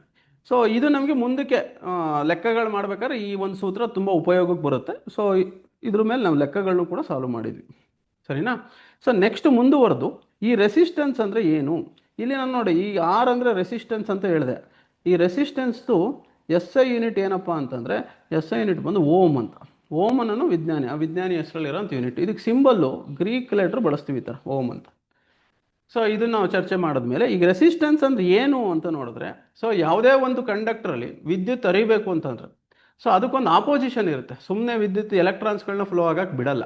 ಸೊ ಆ ಆಪೋಸಿಷನ್ಗೆ ಏನು ವಿರೋಧ ಮಾಡುತ್ತೋ ಎಲೆಕ್ಟ್ರಿಕ್ ಕರೆಂಟ್ ಹೋಗೋಕ್ಕೆ ಅಥವಾ ಎಲೆಕ್ಟ್ರಾನ್ಸ್ಗಳು ಹರಿಯೋದಕ್ಕೆ, ಅದನ್ನು ನಾವು ರೆಸಿಸ್ಟೆನ್ಸ್ ಅಂತ ಕರಿತೀವಿ ಅಂತ. ಈ ರೆಸಿಸ್ಟೆನ್ಸು ಒಂದಷ್ಟು ಫ್ಯಾಕ್ಟರ್ ಮೇಲೆ ಡಿಪೆಂಡ್ ಆಗಿರುತ್ತೆ. ರೆಸಿಸ್ಟೆನ್ಸ್ ಆಫ್ ಎ ಕಂಡಕ್ಟರ್ ಒಂದಷ್ಟು ಫ್ಯಾಕ್ಟರ್ಸ್ ಮೇಲೆ ಡಿಪೆಂಡ್ ಆಗಿರುತ್ತೆ. ಸೊ ಯಾವ್ಯಾವ ಫ್ಯಾಕ್ಟರ್ಸು, ಫ್ಯಾಕ್ಟರ್ಸ್ ಅಫೆಕ್ಟಿಂಗ್ ರೆಸಿಸ್ಟೆನ್ಸ್ ಅನ್ನೋದನ್ನು ಚರ್ಚೆ ಮಾಡಿದ್ವಿ. Factor affecting resistance of A conductor ಅನ್ನೋದ್ರ ಬಗ್ಗೆ ಚರ್ಚೆ ಮಾಡಿದ್ವಿ. ಈ length of A conductor, area of A conductor ಮತ್ತು ಒಂದು ನೇಚರ್ ಆಫ್ ದಿ ಕಂಡಕ್ಟರ್ ಮೇಲೆ ಈ ರೆಸಿಸ್ಟೆನ್ಸ್ ಡಿಪೆಂಡ್ ಆಗಿರುತ್ತೆ ಅನ್ನೋದು ನಾವು ಚರ್ಚೆ ಮಾಡಿ, ಸೊ ನಾವು ಕೊನೆಗೆ R equals row into L/A ಅನ್ನೋದೊಂದು ಫಾರ್ಮುಲಾನ ಡಿರೈವ್ ಮಾಡಿದ್ವಿ. ಸೊ ಇದರಲ್ಲಿ ರೋ ಅಂದರೆ ಏನಪ್ಪ ಅಂತಂದರೆ ರೆಸಿಸ್ಟಿವಿಟಿ ಅನ್ನೋದನ್ನು ಚರ್ಚೆ ಮಾಡಿ. ರೆಸಿಸ್ಟಿವಿಟಿ, ರೋಧಶೀಲತೆ ಅಂತ ಕರಿತೀವಿ. ಇದು ಪ್ರತಿಯೊಂದು ಮೆಟೀರಿಯಲ್ಗೂ ಇದೊಂದು ಗುಣ ಇರುತ್ತೆ, ರೆಸಿಸ್ಟಿವಿಟಿ ಅಂತ. ಈ ರೆಸಿಸ್ಟಿವಿಟಿ ಅನ್ನೋ ಗುಣ ಇರೋದ್ರಿಂದಲೇ ಅದು ಈ ಫ್ಲೋ ಆಫ್ ಎಲೆಕ್ಟ್ರಾನ್ನ ಆಪೋಸ್ ಮಾಡುತ್ತೆ. ಸೊ ಈ ರೆಸಿಸ್ಟಿವಿಟಿ ಜಾಸ್ತಿ ಇತ್ತು ಅಂತಂದರೆ ರೆಸಿಸ್ಟೆನ್ಸು ಜಾಸ್ತಿ ಇರುತ್ತೆ. ಸೊ ಈ ಲೆಂತ್ ಜಾಸ್ತಿ ಆದರೆ ಕಂಡಕ್ಟರ್ದು ರೆಸಿಸ್ಟೆನ್ಸು ಜಾಸ್ತಿ ಆಗುತ್ತೆ. Area of the cross section of conductor ಅಂದರೆ ಥಿಕ್ನೆಸ್ ಜಾಸ್ತಿ ಆಯಿತು ಅಂದರೆ ರೆಸಿಸ್ಟೆನ್ಸ್ ಕಮ್ಮಿ ಆಗುತ್ತೆ. ಥಿಕ್ನೆಸ್ ಕಮ್ಮಿ ಆಯಿತು ಅಂದರೆ ರೆಸಿಸ್ಟೆನ್ಸ್ ಜಾಸ್ತಿ ಆಗುತ್ತೆ. ಇದ್ರ ಬಗ್ಗೆ ಚರ್ಚೆ ಮಾಡಿದ್ವಿ. ಇದಾದಮೇಲೆ ನಮಗೆ ಕಂಡಕ್ಟರ್ ಅಂದ್ರೇನು, ರೆಸಿಸ್ಟರ್ಸ್ ಅಂದ್ರೇನು, ಇನ್ಸುಲೇಟರ್ಸ್ ಅಂದ್ರೇನು, ಪೂರ್ ಕಂಡಕ್ಟರ್ ಏನು ಅಂತ ಚರ್ಚೆ ಮಾಡಿದ್ವಿ. ಇದು depends on the resistance. Resistance ತುಂಬ ಕಮ್ಮಿ ಇದ್ದರೆ ಅದನ್ನು ಗುಡ್ ಕಂಡಕ್ಟರ್ ಅಂತ ಕರಿತೀವಿ. ತುಂಬ ಜಾಸ್ತಿ ಇದ್ದರೆ ಅದನ್ನು ಇನ್ಸುಲೇಟರ್ ಅಂತ ಕರಿತೀವಿ. ಕೆಲವೊಂದು ಸತಿ ನಮ್ಗೆ ಉಪಯೋಗಕ್ಕೆ ಬೇಕಾಗುತ್ತೆ ರೆಸಿಸ್ಟೆನ್ಸು, ಅಲ್ಲಿ ನಾವು ರೆಸಿಸ್ಟರ್ಸ್ ಅಂತ ಒಂದು ಯೂಸ್ ಮಾಡ್ತೀವಿ. ಈ ರೆಸಿಸ್ಟರ್ಸ್ ಅನ್ನೋದೇನು ಅಂದರೆ ನಮ್ಗೆ ಎಷ್ಟು ಬೇಕು ರೆಸಿಸ್ಟೆನ್ಸು ಅಷ್ಟನ್ನು ಅಪ್ರಿಷಿಯೇಬಲ್ ರೆಸಿಸ್ಟೆನ್ಸ್ ಹೊಂದಿರೋ ಅಂಥ ವಸ್ತುಗಳನ್ನ, ಮೆಟೀರಿಯಲ್ಸ್ಗಳನ್ನ ನಾವು ರೆಸಿಸ್ಟರ್ಸ್ ಅಂತ ಕರಿತೀವಿ. ಈ ರೆಸಿಸ್ಟರ್ಸ್ಗಳನ್ನ ನಾವು ಸೀರೀಸಲ್ಲಿ ಕನೆಕ್ಟ್ ಮಾಡ್ಬೋದು, ಸರ್ಕ್ಯೂಟಲ್ಲಿ ಸರಣಿ ಜೋಡಣೆ ಮಾಡ್ಬೋದು, ಒಂದ್ರ ಪಕ್ಕ ಕನೆಕ್ಟ್ ಮಾಡ್ಬೋದು, ಇನ್ನೊಂದು ಪ್ಯಾರಲಲ್ಲ ಕನೆಕ್ಟ್ ಮಾಡ್ಬೋದು, ಅಂದರೆ ಸರಣಿ ಮತ್ತು ಸಮಾಂತರ ಜೋಡಣೆ. ಅದನ್ನು ನಾವು ನೋಡಿ ಇದ್ರ ಮೇಲೆ ಒಂದಷ್ಟು ಪ್ರಾಬ್ಲಮ್ಸ್ಗಳನ್ನ ನಾವು ಚರ್ಚೆ ಮಾಡಿದ್ವಿ ಹಿಂದಿನ ತರಗತಿಲಿ. ಸೊ ಇಷ್ಟು ನಾವು ಎಲೆಕ್ಟ್ರಿಸಿಟಿ ಮೇಲೆ ನಾವು ಚರ್ಚೆ ಮಾಡಿದ್ದು. ಸೊ ಈಗ ಇದಕ್ಕೆ ಸಂಬಂಧಪಟ್ಟಂಗೆ ನಿಮ್ಗೇನಾದರೂ ಪ್ರಶ್ನೆಗಳಿದ್ರೆ ಫಸ್ಟು ಚರ್ಚೆ ಮಾಡೋಣ. ಅದಾದ ನಂತರ ನಾವು ಮ್ಯಾಗ್ನೆಟಿಸಮ್ ಹೋಗೋಣ. ಇಲ್ಲ ಅಂತಂದರೆ ಒಂದು ಕೆಲಸ ಮಾಡಿ ಮುಗಿಸ್ಬಿಡ್ತೀನಿ ಮ್ಯಾಗ್ನೆಟಿಸಮ್ನ ಒಟ್ಟಿಗೆ ಅದಾದಮೇಲೆ ಎಲೆಕ್ಟ್ರಿಸಿಟಿ ಮ್ಯಾಗ್ನೆಟಿಸಮ್ ಎರಡು ಒಟ್ಟಿಗೆ ಸೇರಿಸಬೇಕಾದ್ರೆ ನೀವು ಪ್ರಶ್ನೆಗಳು ಕೇಳಿ. ಇದು ಇಷ್ಟು ಎಲೆಕ್ಟ್ರಿಸಿಟಿ ಮೇಲೆ. ಇದ್ರ ಮೇಲೆ ಪ್ರಾಬ್ಲಮ್ಸ್ ಮಾಡಿದ್ವಿ ನಾವು. ಈ ಸೀರೀಸು ಮತ್ತು ಪ್ಯಾರಲಲ್ ಮೇಲೆ ಒಂದಷ್ಟು ಪ್ರಾಬ್ಲಮ್ಸ್ಗಳನ್ನ ಸಾಲ್ವ್ ಮಾಡಿದ್ವಿ. ಸೊ ನಾವು ಏನಾದ್ರು ಡೌಟ್ ಇತ್ತು ಅಂತಂದರೆ ನೀವು ಚಾಟ್ ಬಾಕ್ಸಲ್ಲಿ ಹಾಕಿ ಯಾವ ಪ್ರಾಬ್ಲಮ್ ಡೌಟ್ ಇತ್ತು ಅಂತ ಚರ್ಚೆ ಮಾಡೋಣ. ನಾನೊಂದು ಹೋಮ್ವರ್ಕ್ ಪ್ರಾಬ್ಲಮ್ ಕೊಟ್ಟಿದ್ದೆ, ಸೊ ಅದನ್ನು ನಾನು ಸಾಲ್ವ್ ಮಾಡಿ ತೋರಿಸ್ತೀನಿ. ನನಗೆ ಹೋಮ್ವರ್ಕ್ ಪ್ರಾಬ್ಲಮ್ ಏನು ಅಂತ ಇಲ್ಲಿ ಸಾಲ್ವ್ ಮಾಡಿಬಿಡ್ತೀನಿ ನಾನು ಈಗಲೇ. ಆಮೇಲೆ ಬೇಕಾದರೆ ನೀವು ಇನ್ನೇನು ಪ್ರಾಬ್ಲಮ್ ಇರುತ್ತೆ ಒಟ್ಟಿಗೆ ನೀವು ಆಮೇಲೆ ಕೇಳಿ. ಒಂದು ಸರ್ಕ್ಯೂಟ್ ಕೊಟ್ಟಿದ್ದೆ ನಾನು ಈ ಥರದ್ದು. ನಾನು ಮುಂಚೆ ಮಾಡಿಸಿದ ಪ್ರಾಬ್ಲಮಲ್ಲೆಲ್ಲ ನಿಮಗೆ ಈ ಥರ ಕಾಂಬಿನೇಷನ್ ಇರಲಿಲ್ಲ, ಐದರ್ ಸೀರೀಸ್ ಇರ್ತಿತ್ತು ಅಲ್ಲಿ ಪ್ಯಾರಲಲ್ ಇರ್ತಿತ್ತು. ಈ ಥರದೊಂದು ಸರ್ಕ್ಯೂಟ್ ಕೊಟ್ಟಿದೆ.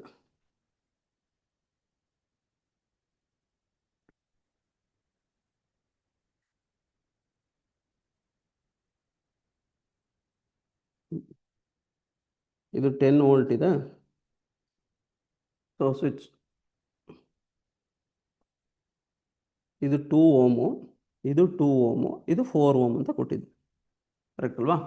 ಸೊ ಇದರಲ್ಲಿ ನಾನು ಏನು ಪ್ರಶ್ನೆ ಕೇಳಿದ್ದೀನಿ, ಎರಡು ಪ್ರಶ್ನೆ ಕೇಳಿದ್ದೆ ಈ ಪ್ರಾಬ್ಲಮಲ್ಲಿ. ಒಂದು, ಟೋಟಲ್ ರೆಸಿಸ್ಟೆನ್ಸ್ ಎಷ್ಟು, ಟೋಟಲ್ ರೆಸಿಸ್ಟೆನ್ಸ್ ಎಷ್ಟು.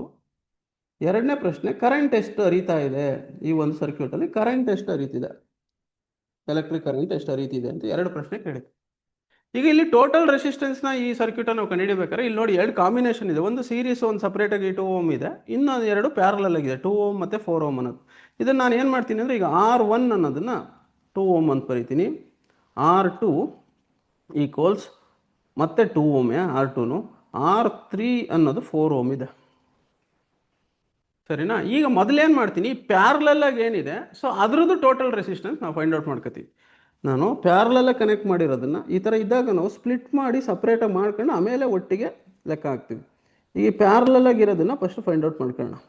ಯಾವ್ಯಾವುದು ಪ್ಯಾರಲಲ್ಲ ಕನೆಕ್ಟ್ ಆಗಿರೋದು, R2 and R3, 2 ohm and 4 ohm. So ಈಗ ಪ್ಯಾರಲಲ್ಲ ಕನೆಕ್ಟ್ ಆಗಿದ್ದರೆ ನಾವೇನು ಬರಿತೀವಿ, 1/RP is equal to 1/R1 plus 1/R2. ಇದು ನಾವು ಹಿಂದಿನ ತರಗತಿಯಲ್ಲಿ ಡಿರೈವ್ ಮಾಡಿದ್ದೀವಿ ಈ ಕ್ವೆಶನ್ ಹೆಂಗೆ ಬಂತು ಅಂತ. ಈಗ 1/RP, RP ಅಂದರೆ ರೆಸಿಸ್ಟರ್ಸ್ ಇನ್ ಪ್ಯಾರಲಲ್, ಸಮಾಂತರ ಜೋಡಣೆ ಮಾಡಿದಾಗ ರೆಸಿಸ್ಟೆನ್ಸ್, ಒಟ್ಟು ರೋಧ ಅಥವಾ ಈಕ್ವಿವೇಲೆಂಟ್ ರೆಸಿಸ್ಟೆನ್ಸ್ ಅಂತಲೂ ಕರಿತೀವಿ. 1/2 ಪ್ಲಸ್, ಇದು ತುಂಬ ಸುಲಭವಾದ ಲೆಕ್ಕ, 1/4. ನೇರವಾಗಿ ಲೆಕ್ಕ ಹಾಕ್ಬಿಡ್ಬೋದು ನೋಡಿ. 1/4, 1/RP ಈಸ್ ಈಕ್ವಲ್ ಟು 1/2 ಅಂದರೆ ಎಷ್ಟು, ಅರ್ಧ. 1/4 ಅಂದರೆ ಕಾಲು, ಅರ್ಧ ಪ್ಲಸ್ ಕಾಲು ಏನಾಗುತ್ತೆ, ಮುಕ್ಕಾಲು. ಡೈರೆಕ್ಟಾಗಿ ನಾವು ಇದನ್ನು 3/4 ಅಂತ ಬರಿಬೋದಾ? ಸುಲಭವಾಗಿ ಬರೆದ್ಬಿಡ್ಬೋದು. 1/2ಗೆ 1/4ನ ಆ್ಯಡ್ ಮಾಡೋ 3/4 ಬಂತು.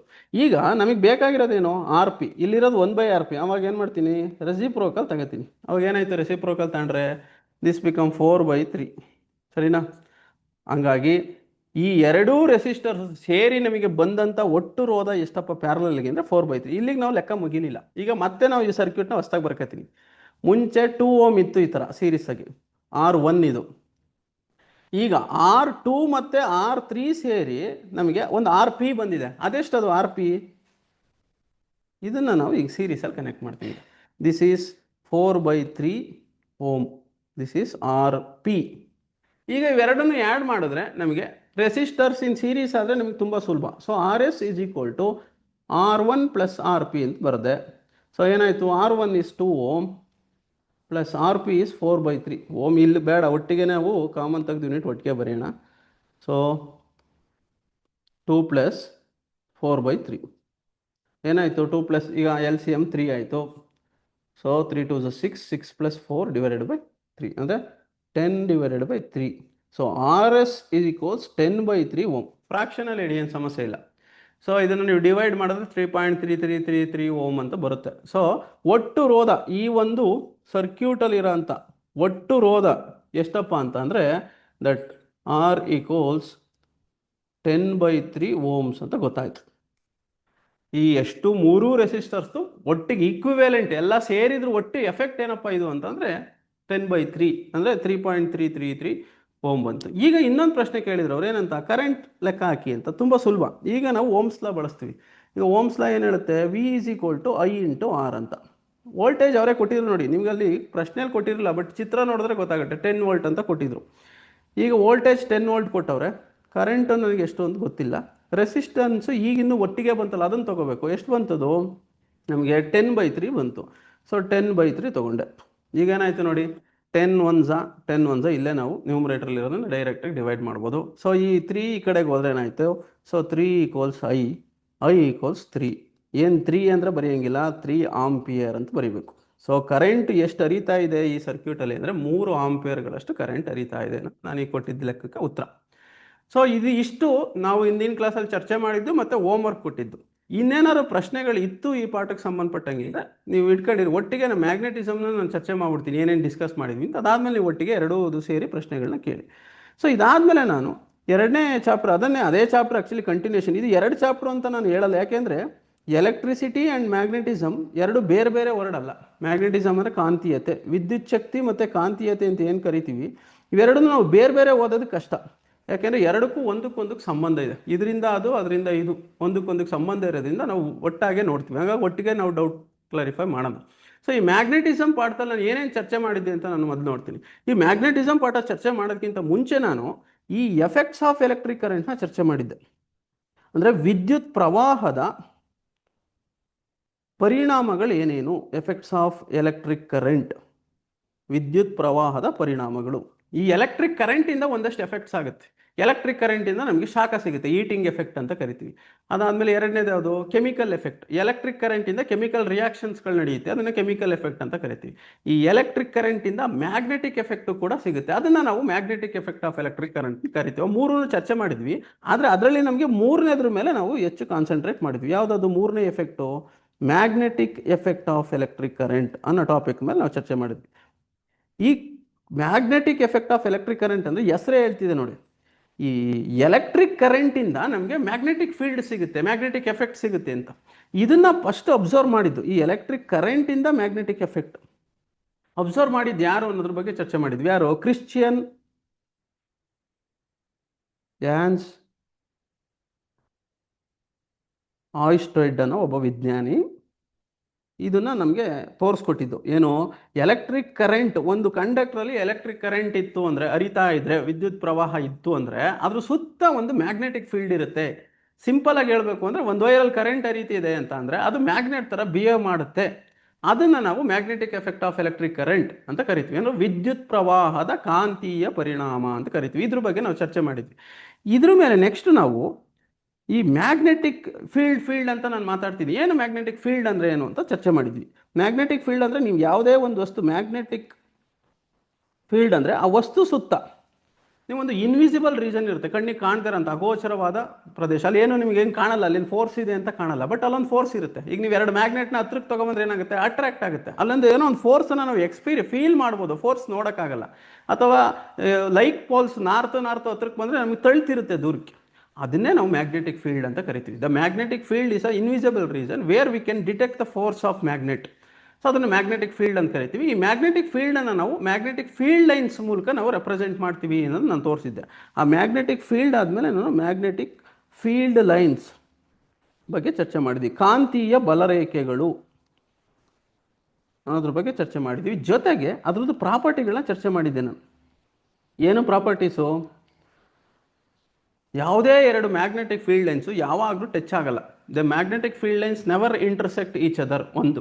ಎರಡನೇದು, ನಾವು ಕನ್ವೆನ್ಷನಲಿ, ಸಂಪ್ರದಾಯವಾಗಿ ನಾವು ಏನು ಅನ್ಕೊಂಡಿದ್ದೀವಿ ಅಂದರೆ, ಒಂದು ಒಂದು ಬಾರ್ ಮ್ಯಾಗ್ನೆಟ್ನ ಈ ಥರ ತಗೊಂಡ್ರೆ ಇದರಲ್ಲಿ ನಾರ್ತು, ಇದು ಸೌತ್ ಪೋಲ್ ಅಂತ ಇದ್ದರೆ, ಯಾವಾಗಲೂ ಮ್ಯಾಗ್ನೆಟಿಕ್ ಫೀಲ್ಡ್ ಲೈನ್ಸು ನಾರ್ತಿಂದ ಸೌತ್ ಡೈರೆಕ್ಷನ್ ಕಡೆ ಮೂವ್ ಆಗ್ತಿರೋ ಥರ ಕಾಣುತ್ತೆ ಅಂತ ನಾವು ಕನ್ವೆನ್ಷನಲ್ಲಿ ನಾವು ಮಾಡ್ಕೊಂಡಿರೋದು.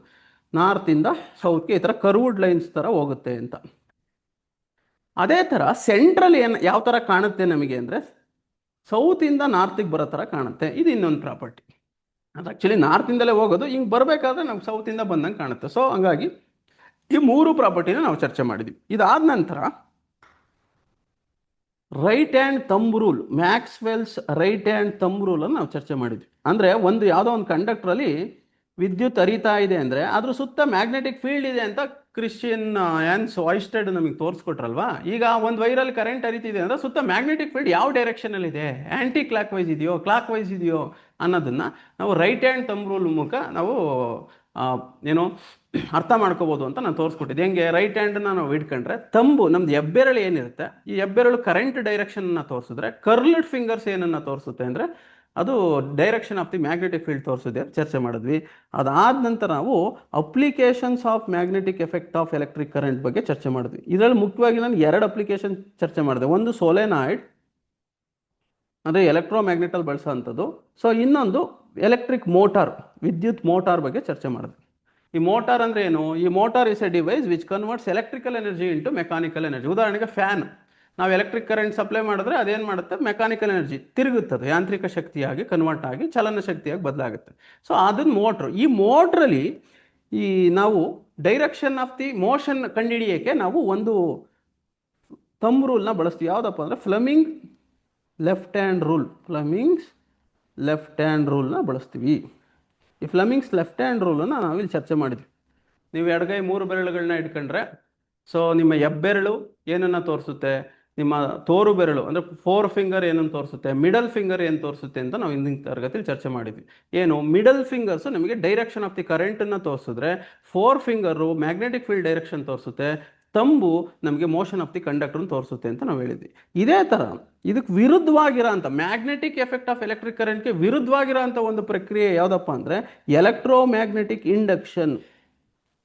ಎಲೆಕ್ಟ್ರೋಮ್ಯಾಗ್ನೆಟಿಕ್ ಇಂಡಕ್ಷನ್, ವಿದ್ಯುತ್ ಕಾಂತೀಯ ಪ್ರೇರಣೆ, ಎಲೆಕ್ಟ್ರೋಮ್ಯಾಗ್ನೆಟಿಕ್ ಇಂಡಕ್ಷನ್ ಅನ್ನೋ ಒಂದು ಕಾನ್ಸೆಪ್ಟ್ನ ಚರ್ಚೆ ಮಾಡಿದ್ವಿ.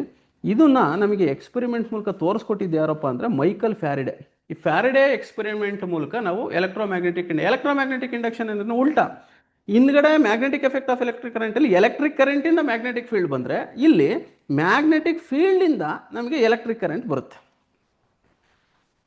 ಸೊ ನಾವು ಒಂದು ಕಂಡಕ್ಟ್ರಲ್ಲಿ ಮ್ಯಾಗ್ನೆಟಿಕ್ ಫೀಲ್ಡ್ನ ಚೇಂಜ್ ಮಾಡೋದ್ರಿಂದ ಆ ಕಂಡಕ್ಟ್ರಲ್ಲಿ ಎಲೆಕ್ಟ್ರಿಕ್ ಕರೆಂಟ್ ಹರಿಯೋ ಥರ ನಾವು ಮಾಡ್ಬೋದು ಅನ್ನೋದನ್ನು ತೋರಿಸ್ಕೊಟ್ಟಿದ್ದು ಫ್ಯಾರಡೆ.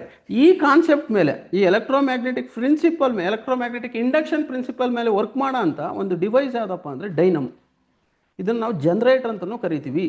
ಸೊ ಈ ಡೈನಮೋ ಅಂದರೆ ಏನು ಅಂದರೆ the device which converts mechanical energy into electrical energy. ಯಾಂತ್ರಿಕ ಶಕ್ತಿಯನ್ನು ವಿದ್ಯುತ್ ಶಕ್ತಿಯಾಗಿ ಕನ್ವರ್ಟ್ ಮಾಡೋ ಅಂಥ ಒಂದು ಸಾಧನನ ಡೈನಮೋ ಅಂತ ಕರಿತೀವಿ. ಉದಾಹರಣೆ ಕೊಟ್ಟಿದ್ದೆ ನಾನು, ಹೈಡ್ರೋ ಎಲೆಕ್ಟ್ರಿಕ್ ಪವರ್ ಪ್ಲಾಂಟ್ಗಳಲ್ಲಿ ನಾವೇನು ಮಾಡ್ತೀವಿ, ಆ ನೀರು ಹರಿಯುತ್ತಿರುತ್ತಲ್ಲ ಆ ಯಾಂತ್ರಿಕ ಶಕ್ತಿನ ನಾವು ವಿದ್ಯುತ್ ಶಕ್ತಿಯಾಗಿ ಬದಲಾಯಿಸೋಕ್ಕೆ ಈ ಡೈನಮೋನ ನಾವು ಬಳಸ್ತೀವಿ. ಇದನ್ನು ಥರ್ಮಲ್ ಪವರ್ ಪ್ಲಾಂಟಲ್ಲಿ ಬಳಸ್ತೀವಿ, ವಿಂಡ್ ಮಿಲ್ಲಲ್ಲಿ ಬಳಸ್ತೀವಿ ಅಂತ ಚರ್ಚೆ ಮಾಡಿದ್ವಿ. ಇಲ್ಲಿ ಯಾವ ದಿಕ್ಕಿನಲ್ಲಿ ನಾವು ಒಂದು ಕಂಡಕ್ಟರ್ನ ಮೂವ್ ಮಾಡಿದ್ರೆ ಯಾವ ದಿಕ್ಕಿನಲ್ಲಿ ಎಲೆಕ್ಟ್ರಿಕ್ ಕರೆಂಟ್ ಮೂವ್ ಆಗುತ್ತೆ ಅಂತ ಕಂಡುಹಿಡಿಯೋದಕ್ಕೆ ನಾವು ಇಲ್ಲಿ ಒಂದು ರೂಲ್ನ ಬಳಸ್ತೀವಿ. ಅದನ್ನು ಫ್ಲೆಮಿಂಗ್ಸ್ ರೈಟ್ ಹ್ಯಾಂಡ್ಸ್ ರೂಲ್, ಫ್ಲೆಮಿಂಗನ ಬಲಗೈ ನಿಯಮ ಅನ್ನೋದ್ರ ಬಗ್ಗೆ ನಾವಿಲ್ಲಿ ಚರ್ಚೆ ಮಾಡಿದ್ವಿ. ಸೊ ಇಷ್ಟು ನಾವು ಈ 2 ಪಾಠದಿಂದ ಚರ್ಚೆ ಮಾಡಿದ್ದಂಥ ಕಾನ್ಸೆಪ್ಟ್ಸ್ಗಳು. ಸೊ ಈಗ ನಿಮಗೆ ಈ ಪಾಠದಲ್ಲಿ ನಾವು ಯಾವುದೋ ಲೆಕ್ಕಗಳನ್ನೇನು ಮಾಡಿರಲಿಲ್ಲ. ಸೊ ಹಂಗಾಗಿ ಈ ಪಾಠದಲ್ಲಿ ನಿಮಗೆ ಇನ್ನೇನಾದ್ರು ಡೌಟ್ಸ್ಗಳಿತ್ತು ಅಂತಂದರೆ ನೀವೀಗ ಹ್ಯಾಂಡ್ ರೈಸ್ ಮಾಡಿ ಕೇಳ್ಬೋದು, ಅಥವಾ ಚಾಟ್ ಬಾಕ್ಸಲ್ಲಿ ಹಾಕಿದ್ರೆ ನಾನು ಉತ್ತರ ಕೊಡ್ತೀನಿ. ಸೊ ನಾವೊಂದು 10 ನಿಮಿಷ ನಾವು ಇದಕ್ಕೆ ಟೈಮ್ ಕೊಡೋಣ. ಸೊ ಅಷ್ಟರಲ್ಲಿ ನಿಮ್ಗೆ ಏನಾದ್ರು ಡೌಟ್ಸ್ ಇತ್ತು ಅಂದರೆ ಒಂದಷ್ಟು ಪ್ರಶ್ನೆಗಳು ಹಾಕಿದ್ದೀರಾ. ಸೊ ಇಲ್ಲಿ ಯಾರೋ ಕೇಳಿದ್ದಾರೆ rate of flow of charges ಅಂತಂದರೆ ಏನು ಅಂತ. ಅಂದರೆ ನಾನು ಒಂದಷ್ಟು ಪ್ರಶ್ನೆಗಳು ನೋಡ್ಕೊಳ್ಳೋಣ. ಒಂದು rate of flow of charges, ಇನ್ನೊಂದು ಅವು ಕರೆಂಟ್ ಫ್ಲೋ ಅಂತ ಕೇಳಿದ್ದಾರೆ. So force that opposes the charge ಅಂತ ಕೆಲವರು ಕೇಳಾರೆ. ಓಕೆ, ಓಮ್ಸ್ ಲಾ ರಿಪೀಟ್ ಮಾಡಿ ಅಂತ ಡೌಟ್ ಇಲ್ಲ. Okay, RT = 8 ohm. ಯಾವುದಿದು 8 ಓಮು? ಯಾವುದೇ ಪ್ರಶ್ನೆಗೆ ಇದು 11 ನೀವು 11 ಹಾಕಿರೋದು. ಓಕೆ ಓಕೆ, ನಿಮ್ಗೆ ಉತ್ತರ ತಪ್ಪಾಗಿದೆ. ಅದು ನೋಡಿ, ಅದು 10/3 ನಾವು ಸಾಲ್ವ್ ಮಾಡಿದ್ವಲ್ಲ, 10/3 ಬರುತ್ತೆ. ಓಕೆ, ಇಷ್ಟು ಕಾನ್ಸೆಪ್ಟ್ ನಾವು ಕೇಳಿದ್ರ. ಓಕೆ. ಸೊ ಒಂದು ನಿಮ್ಮ ಪ್ರಶ್ನೆಗೆ ರೇಟ್ ಆಫ್ ಫ್ಲೋ ಆಫ್ ಚಾರ್ಜ್ನ ನಾವು ಕರೆಂಟ್ ಅಂತ ಕರಿತೀವಿ. ನೋಡಿ, ನಾನು ಆಗಲೇ ಹೇಳಿದೆ ಹಿಂದಿನ ತರಗತಿಲಿ. ಸೊ ಒಂದು ಕಂಡಕ್ಟರ್ ತಗೊಂಡ್ರಿ, ಒಂದು ಕಂಡಕ್ಟರ್ ಇನ್ ದ ಸೆನ್ಸ್ ವಾಹಕ, ಒಂದು ಯಾವುದೋ ಒಂದು ವೈರ್ ತಗೋಣ.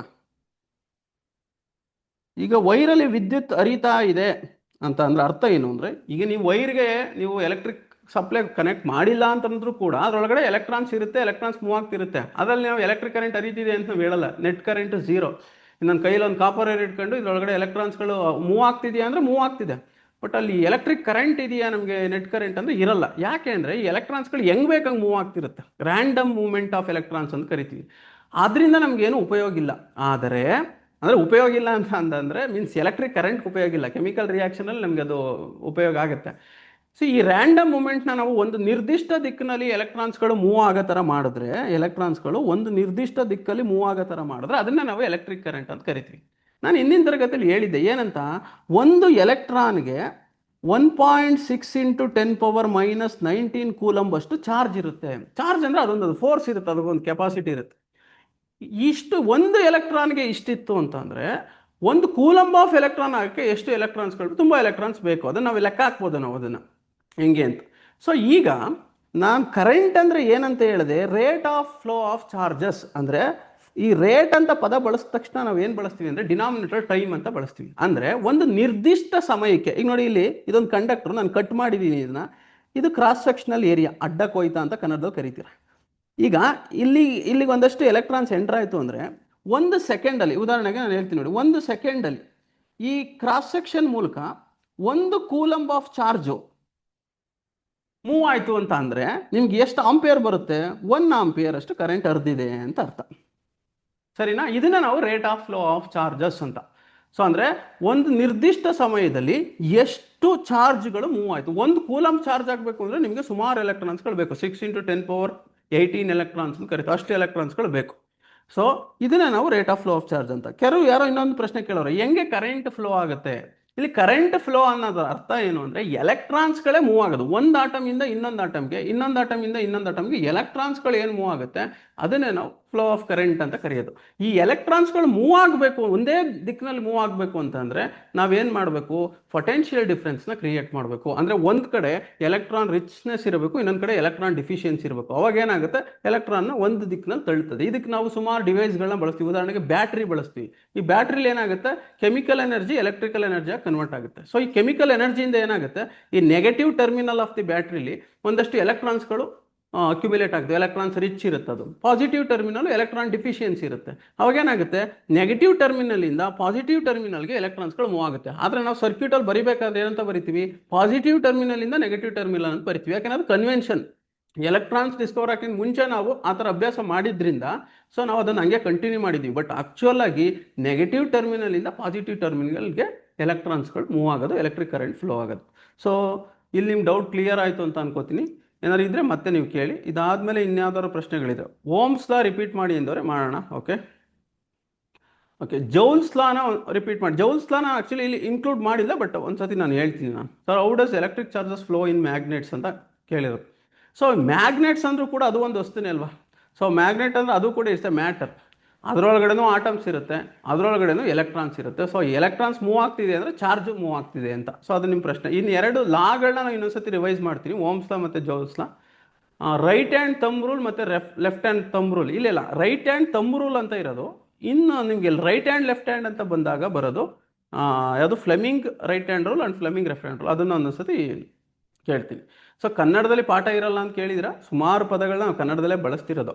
ಸ್ವಲ್ಪ ಇನ್ನೊಂದ್ಸತಿ ನೀವು 2 ಸತಿ ಹಾಕೊಂಡು ನೋಡಿದ್ರೆ, ಅಥವಾ ಡೌಟ್ ಕ್ಲಾರಿಫಿಕೇಶನ್ ಸೆಷನ್ ನಿಮ್ಗೆ ಏನು ಅರ್ಥ ಆಗಿಲ್ಲ, ಯಾವ ವರ್ಡ್ ಅರ್ಥ ಆಗಿಲ್ಲ ಅಂತ ಖಂಡಿತವಾಗ್ಲೂ ಕೇಳಿ, ನಾವು ಅದನ್ನು ಡಿಸ್ಕಸ್ ಮಾಡೋಣ. ಓಕೆ, ಸೊ ಪವರ್ ಅಂತ ಕೇಳಿದ್ರೆ ನಾವು ಈ ಎಲೆಕ್ಟ್ರಿಕ್ ಪವರ್ ಬಗ್ಗೆ ನಾವು ಇಲ್ಲಿ ಚರ್ಚೆ ಮಾಡಿಲ್ಲ. ಓಕೆ, ಪವರ್ ಅಂತಂದರೆ ರೇಟ್ ಆಫ್ ಡೂಯಿಂಗ್ ವರ್ಕ್ ಅಥವಾ ರೇಟ್ ಆಫ್ ಕನ್ಸ್ಯೂಮಿಂಗ್. ನೀವು ಎಷ್ಟು ಎಲೆಕ್ಟ್ರಿಸಿಟಿನ ಕನ್ಸ್ಯೂಮ್ ಮಾಡ್ತಿದ್ದೀರಾ ಒಂದು ನಿರ್ದಿಷ್ಟವಾದ ಟೈಮಲ್ಲಿ ಅನ್ನೋದನ್ನ ನಾವು ಪವರ್ ಅಂತ ಕರಿತೀವಿ. ಅರ್ತ್ ಯಾಕೆ ಬಿಗ್ ಮ್ಯಾಗ್ನೆಟ್ ಅಂತ? ಸೊ ಏನಕ್ಕೆ ಥಿಂಕ್ ಮಾಡಿ ನೀವೇನು, ಅರ್ತ್ ಯಾಕೆ ಬಿಗ್ ಮ್ಯಾಗ್ನೆಟ್ ಅಂತ? Sir mercury is a conductor or insulator ಅಂತ. ಇಲ್ಲ, ಮರ್ಕ್ಯೂರಿ ಕಂಡಕ್ಟರ್ ಅಲ್ಲ. It's not a good conductor. ಸ್ಲೈಟಾಗಿ ಕಂಡಕ್ಟ್ ಮಾಡ್ಬೋದು, ಬಟ್ ಅಂತ ಒಳ್ಳೆ ಕಂಡಕ್ಟರ್ ಅಲ್ಲ. ಓಕೆ, ಈಗ ನಾನು 2 ಕಾನ್ಸೆಪ್ಟ್ನ ಮುಖ್ಯವಾಗಿ ಕೇಳಿದಿರ. ಒಂದು ಓಮ್ಸ್ ಲಾ ಮತ್ತು ಜೌಲ್ಸ್ ಲಾ. ಇನ್ನೊಂದು ಯಾವುದು ಪ್ರಶ್ನೆ? Thumb rule, right hands and left hand Fleming's rule. ಈ 3ನ್ನ ಚರ್ಚೆ ಮಾಡಿಬಿಟ್ಟು ಇಲ್ಲಿ ಈ ಡೌಟ್ ಕ್ಲಾರಿಫಿಕೇಶನ್ ನಿಲ್ಲಿಸ್ತೀವಿ. ಒಂದು ಓಮ್ಸ್ ಲಾ ನಾನು ಆಗಲೇ ಚರ್ಚೆ ಮಾಡಿದೆ, ಅದನ್ನು ಕ್ವಿಕ್ಕಾಗಿ ಇನ್ನೊಂದ್ಸತಿ ನೋಡೋಣ. ಓಮ್ಸ್ ಲಾ ಏನು ಹೇಳುತ್ತೆ ಗೊತ್ತಾ? ಈಗ ನೀವು ಒಂದು ಕಂಡಕ್ಟರಲ್ಲಿ ವಿದ್ಯುತ್ ಹರಿತಿದೆ ಅಂದರೆ ಆ 2 ಎಂಡಲ್ಲಿ ವೋಲ್ಟೇಜನ್ನು ನಾವು ಬೇಕಾದ್ರೆ ವೋಲ್ಟ್ ಮೀಟರ್ ಇಟ್ಟು ಚೆಕ್ ಮಾಡ್ಬೋದು. ಈ ವೋಲ್ಟೇಜು ಇಲ್ಲಿ ಹರಿತ್ಯಾರ ಅಂತ ಎಲೆಕ್ಟ್ರಿಕ್ ಕರೆಂಟ್ಗೆ ನೇರಾನುಪಾತದಲ್ಲಿರುತ್ತೆ. ಯಾವಾಗ ಅಂದರೆ ಟೆಂಪ್ರೇಚರ್ ಕಾನ್ಸ್ಟೆಂಟ್ ಆಗಿರಬೇಕು. ಆ ಒಂದು ಕಂಡಕ್ಟರ್ದು ಟೆಂಪ್ರೇಚರು ಕಾನ್ಸ್ಟೆಂಟ್ ಆಗಿದ್ದಾಗ, ಅಂದರೆ ಸ್ಥಿರವಾಗಿರ್ಬೇಕು. ಟೆಂಪ್ರೇಚರ್ ಬದಲಾಯಿತು ಅಂತಂದರೆ ಈ ಲಾದಲ್ಲಿ ವ್ಯತ್ಯಾಸ ಆಗುತ್ತೆ, ಟೆಂಪ್ರೇಚರ್ ಬದಲಾಗಂಗಿಲ್ಲ. V is proportional to I ಅಂದ್ರೆ ಅರ್ಥ ಏನು ಅಂದರೆ, ನೀವು ವೋಲ್ಟೇಜ್ ಜಾಸ್ತಿ ಮಾಡ್ತಿದ್ರೆ ಕಂಡಕ್ಟರ್ಲಿ ಕರೆಂಟು ಜಾಸ್ತಿ ಆಗುತ್ತೆ, ಅಷ್ಟೇ simple. If voltage increases current also increases, if voltage decreases current also decreases. ಆದರೆ 2 ಸಮ ಆಗುತ್ತಾ? ಇಲ್ಲ. ಯಾಕೆ ಸಮ ಆಗಲ್ಲ ಅಂತ ಅಂದರೆ ಅದಕ್ಕೊಂದು ಫ್ಯಾಕ್ಟ್ರ್ ಇದೆ, ಅದನ್ನೇ ನಾವು ರೆಸಿಸ್ಟೆನ್ಸ್ ಅಂತ ಕರಿತೀವಿ. ಈಗ ನೀವು 2ನ್ನು ರೇಷು ತೆಗೆದ್ರೆ ಏನಾಗುತ್ತೆ? V/I = R ಅನ್ನೋದು ಒಂದು ಕಾನ್ಸ್ಟೆಂಟ್ಗೆ ಈಕ್ವಲ್ ಆಗುತ್ತೆ. ಸೊ ಇದನ್ನು V = I × R ಅಂತ ಬರಿತೀವಿ. V = I ಇದು ಓಮ್ಸ್ ಲಾ. ಇಲ್ಲಿ R ಅನ್ನೋದು ಈ 2 ವೋಲ್ಟೇಜು ಮತ್ತು ಕರೆಂಟು ಸಮ ಆಗಕ್ಕೆ ಬಿಡಲ್ಲ ಇದು. ಯಾಕೆ? ನೀವು ಎಷ್ಟು ವೋಲ್ಟೇಜ್ ಪೊಟೆನ್ಷಿಯಲ್ ಡಿಫ್ರೆನ್ಸ್ ಕ್ರಿಯೇಟ್ ಮಾಡ್ತಿರ್ತಾರೆ, ಎಲೆಕ್ಟ್ರಾನ್ಸ್ಗಳು ಮೂವ್ ಆಗ್ತಿರುತ್ತೆ, ಬಟ್ ಅದಕ್ಕೊಂದು ಆಪೋಸಿಷನ್ ಇರುತ್ತೆ. ರೆಸಿಸ್ಟೆನ್ಸ್ ಅಂತ ಅಂದ್ರೇ opposition to the flow of current. ಏನಕ್ಕೆ ಅಪೋಸ್ ಮಾಡುತ್ತೆ ಅಂತಂದರೆ, ನಿಮಗೆ ಎಲೆಕ್ಟ್ರಾನ್ಸ್ ಮೂವ್ ಆಗ್ಬೇಕಾದ್ರೆ ಮಧ್ಯದಲ್ಲಿ ಆಟಮ್ಸ್ಗಳು ಇರ್ತಾವಲ್ಲ, ಈ ಆಟಮ್ಸ್ಗಳು ಎಲೆಕ್ಟ್ರಾನ್ನ ಮೂವ್ ಆಗಕ್ಕೆ ಸುಲಭವಾಗಿ ಬಿಡಲ್ಲ. ಹಂಗಾಗಿ ಯಾವುದೇ ಕಂಡಕ್ಟರ್ ತಗೊಂಡ್ರು ಒಂದಷ್ಟು ರೆಸಿಸ್ಟೆನ್ಸ್ ಇದ್ದೇ ಇರುತ್ತೆ. ಅದರಲ್ಲಿ ಕಡಿಮೆ ರೆಸಿಸ್ಟೆನ್ಸ್ ಇರೋದನ್ನ ನಾವು ಒಳ್ಳೆ ಕಂಡಕ್ಟರ್ ಅಂತ ಕರಿತೀವಿ. ಈಗ silver is A very good conductor ಅಂತ ಕರಿಬೇಕು ಅಂದರೆ ಅಲ್ಲಿ ರೆಸಿಸ್ಟೆನ್ಸ್ ಕಮ್ಮಿ. ಕಾಪರ್ ಒಳ್ಳೆ ಕಂಡಕ್ಟರು, ಅಲ್ಯೂಮಿನಿಯಂ ಒಳ್ಳೆ ಕಂಡಕ್ಟರ್ ಅಂತ ಕರಿಬೇಕು ಅಂದರೆ ಅಲ್ಲಿ ರೆಸಿಸ್ಟೆನ್ಸ್ ಕಮ್ಮಿ ಅಂತ. ಈಗ ಕೆಲವೊಂದು ಮೆಟೀರಿಯಲ್ಗಳು ರೆಸಿಸ್ಟೆನ್ಸ್ ಜಾಸ್ತಿ ಇರುತ್ತೆ, ಪ್ಲಾಸ್ಟಿಕ್ ಅಂತ ತಗೊಳ್ಳಿ ಅಥವಾ ಡ್ರೈ ವುಡ್ ಅಂತ ತಗೊಳ್ಳಿ. ಸೊ ಇಲ್ಲೆಲ್ಲ ರೆಸಿಸ್ಟೆನ್ಸ್ ಜಾಸ್ತಿ ಇರೋದ್ರಿಂದ they are not good conductors. Okay, ಇದಾದಮೇಲೆ ಜೌಲ್ಸ್ ಲಾ ನಾವು ಆ್ಯಕ್ಚುಲಿ ಇಲ್ಲಿ ಡಿಸ್ಕಸ್ ಮಾಡಿಲ್ಲ, ಬಟ್ ನೀವು ಕೇಳಿರೋದ್ರಿಂದ ನಾನು ಕ್ವಿಕ್ಕಾಗಿ ಒಂದ್ಸತಿ ಹೇಳ್ಬಿಡ್ತೀನಿ. ಜೌಲ್ಸ್ ಲಾ ಆಫ್ ಈಟಿಂಗ್ ಬಗ್ಗೆ ನಾವು ಈಟಿಂಗ್ ಎಫೆಕ್ಟ್ ಬಗ್ಗೆ ಮಾತಾಡಿದ್ವಿ, ಬಟ್ ಜೌಲ್ಸ್ ಲಾ ಬಗ್ಗೆ ನಾವು ಮಾತಾಡಿಲ್ಲ. ಜೌಲ್ಸ್ ಲಾ ಆಫ್ ಈಟಿಂಗ್ ಏನು ಹೇಳುತ್ತೆ ಗೊತ್ತಾ? ಸೊ ಎಚ್ ಅಂದರೆ ಒಂದು ಕಂಡಕ್ಟ್ರಲ್ಲಿ ನಿಮ್ಗೆ ಗೊತ್ತು, ಸ್ವಲ್ಪ ಹೊತ್ತು ಎಲೆಕ್ಟ್ರಿಕ್ ಕರೆಂಟ್ ಹರಿದು ಬಿಟ್ರೆ ಆ ಕಂಡಕ್ಟರ್ ಸ್ವಲ್ಪ ಹೊತ್ತು ಆದಮೇಲೆ ಹೀಟ್ ಆಗುತ್ತೆ. ನಿಮ್ಗೆ ಉದಾಹರಣೆಗೆ ನೀವು ಮೊಬೈಲ್ನ ತುಂಬ ಹೊತ್ತು ಬಳಸಿದ್ರೆ ಹೀಟ್ ಆಗಿರುತ್ತೆ. ಈಗ ನೀವು ಆಲ್ರೆಡಿ ಎಲ್ಲ ಜಾಯ್ನ್ ಆಗಿದ್ರೆ ಈಗಾಗಲೇ 1 ಗಂಟೆ ಮೇಲಾಯಿತು, ನಿಮ್ಮ ಮೊಬೈಲ್ ಸ್ವಲ್ಪ ಮಟ್ಟಕ್ಕೆ ಬೆಚ್ಚಗಾಗಿರುತ್ತೆ. ಏನಕ್ಕೆ ಬೆಚ್ಚಗಾಗಿರುತ್ತೆ ಅಂತಂದರೆ ಒಂದಷ್ಟು ಎಲೆಕ್ಟ್ರಿಕ್ ಕರೆಂಟು ರೆಸಿಸ್ಟೆನ್ಸಿಂದ ಏನಾಗುತ್ತೆ, ಹೀಟಾಗಿ ಬದಲಾಗುತ್ತೆ. ಸೊ ಈ ಎಷ್ಟು ಹೀಟ್ ಬದಲಾಗುತ್ತೆ ಅನ್ನೋದು ಯಾವುದ್ರ ಮೇಲೆ ಡಿಪೆಂಡ್ ಆಗಿರುತ್ತೆ ಅಂದರೆ, ಒಂದು ಕರೆಂಟ್ ಹರಿತಿರುತ್ತಲ್ಲ ಅದ್ರದ್ದು ಸ್ಕ್ವೇರ್ಗೆ H is proportional to I square. H ಅಂದರೆ ಹೀಟು, ಕರೆಂಟ್ದು ವರ್ಗಕ್ಕೆ ಪ್ರಪೋರ್ಷನಲ್ ಆಗುತ್ತೆ. ಕರೆಂಟ್ ಜಾಸ್ತಿ ಇರಿದ್ರೆ ಜಾಸ್ತಿ ಹೀಟ್ ಪ್ರೊಡ್ಯೂಸ್ ಆಗುತ್ತೆ. Next H is directly proportional to R. Current ರೆಸಿಸ್ಟೆನ್ಸ್ಗೆ ಡೈರೆಕ್ಟ್ಲಿ ಪ್ರಪೋರ್ಷನಲ್. ರೆಸಿಸ್ಟೆನ್ಸ್ ಜಾಸ್ತಿ ಇದ್ದಷ್ಟು ಹೀಟ್ ಜಾಸ್ತಿ ಆಗುತ್ತೆ. ಇದಕ್ಕೆ ಬೆಸ್ಟ್ ಎಕ್ಸಾಂಪಲ್ಲು ನಮ್ಮದು ಹೀಟ್ರ್ ಇರುತ್ತಲ್ಲ, ಹೀಟ್ರು ನಾವೇನು ಮಾಡ್ತೀವಿ, ಈ ಥರ ಸುರುಳಿ ಥರ ಸುತ್ತಿರ್ತೀವಿ ಹೀಟ್ರು. ನೋಡಿ ಹೀಟ್ರ್ ನೀವು ಅಬ್ಸರ್ವ್ ಮಾಡಿ, ಎಲೆಕ್ಟ್ರಿಕ್ ಹೀಟ್ ಯಾಕೆ ಈ ಸುರುಳಿ ಸರ ಸುತ್ತಾರೆ ಅಂದರೆ ಲೆಂತ್ ಜಾಸ್ತಿ ಆದರೆ ರೆಸಿಸ್ಟೆನ್ಸ್ ಜಾಸ್ತಿ ಆಗುತ್ತೆ, ರೆಸಿಸ್ಟೆನ್ಸ್ ಜಾಸ್ತಿ ಆದರೆ ಹೀಟ್ ಜಾಸ್ತಿ ಆಗುತ್ತೆ. ಅದಕ್ಕೆ ನಮ್ಮದು ಐರನ್ ಬಾಕ್ಸು, ಈ ಹೀಟ್ರು, ಇಲ್ಲೆಲ್ಲ ಕಾಯಿಲ್ಗಳು ಈ ಥರ ಸುರುಳಿ ಆಕಾರದಲ್ಲಿ ಇರುತ್ತೆ. ಲೆಂತ್ ಜಾಸ್ತಿ ಆಗಿ ರೆಸಿಸ್ಟೆನ್ಸ್ ಜಾಸ್ತಿ ಆದರೆ ಹೀಟು ಜಾಸ್ತಿ ಆಗುತ್ತೆ. ನೆಕ್ಸ್ಟ್ ಇನ್ನೊಂದು ಟೈಮು, ನೀವು ಎಷ್ಟೊತ್ತು ಯೂಸ್ ಮಾಡಿದ್ರೆ ಆ ಡಿವೈಸ್ನ ಅಷ್ಟು ಹೀಟ್ ಜಾಸ್ತಿ ಪ್ರೊಡ್ಯೂಸ್ ಆಗುತ್ತೆ. ನೀವು ಒಂದು 3-4 ಗಂಟೆ ಮೊಬೈಲ್ನ ಕಂಟಿನ್ಯೂ ಯೂಸ್ ಮಾಡಿಬಿಟ್ರೆ ಅಥವಾ ಲ್ಯಾಪ್ಟಾಪ್ನ ಯೂಸ್ ಮಾಡಿರೋರಿಗೆ ಗೊತ್ತಿರುತ್ತೆ, ಸೊ ಹೀಟ್ ಆಗುತ್ತೆ. ಅಥವಾ ಟಿ ವಿ ಸುಮಾರು ಟಿ ವಿ ಯೂಸ್ ಮಾಡಿದ್ರೆ ಮುಟ್ಟಿದ್ರೆ ನಿಮಗೆ ಬಿಸಿ ಆಗುತ್ತೆ. ಸೊ ಈ ಹೀಟ್ ಅನ್ನೋದು ಈ ಮೂರೂ ಅಂಶಗಳಿಗೆ ನೇರಾನುಪಾತದಲ್ಲಿರುತ್ತೆ. ಒಟ್ಟಿಗೆ ಸೇರಿಸ್ಬಿಟ್ಟು ನಾವೇನು ಬರಿತೀವಿ ಅಂದರೆ H is equal to I square R T ಅಂತ ಬರಿತೀವಿ. ಇದು Joule's law of heating. Okay, so next last ಒಂದು ಪ್ರಶ್ನೆ ನಿಮ್ಗೆ ಕೇಳಿದ್ದು ಫ್ಲಮಿಂಗ್ಸ್.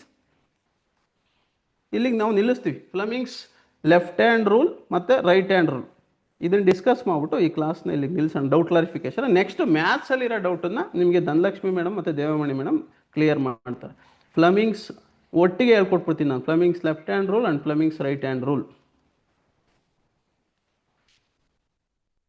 ಲೆಫ್ಟ್ ಹ್ಯಾಂಡ್ ರೂಲಲ್ಲಿ ಏನು ಮಾಡ್ತೀರಾ, ನೀವು ಎಡಗೈನ 3 ಬೆರಳುಗಳನ್ನ ಈ ಥರ ಲಂಬವಾಗಿ ಇಟ್ಕೋತೀರಾ. ಇಟ್ಕೊಂಡಾಗ ನಿಮ್ಮ ಹೆಬ್ಬೆರಳು ಮತ್ತು ತೋರು ಬೆರಳು ಮತ್ತು ಮಧ್ಯದ ಬೆರಳು 3 ಲಂಬವಾಗಿರಬೇಕು, ಪರ್ಪೆಂಡಿಕ್ಯುಲರ್ ಆಗಿರಬೇಕು. ಇದ್ದಾಗ ಯಾವ್ಯಾವುದನ್ನು ತೋರಿಸುತ್ತೆ, ಯಾವ್ಯಾವ ಅಂಶನ ಅಂತ. ಇದು ತಂಬು, ಹೆಬ್ಬೆರಳು.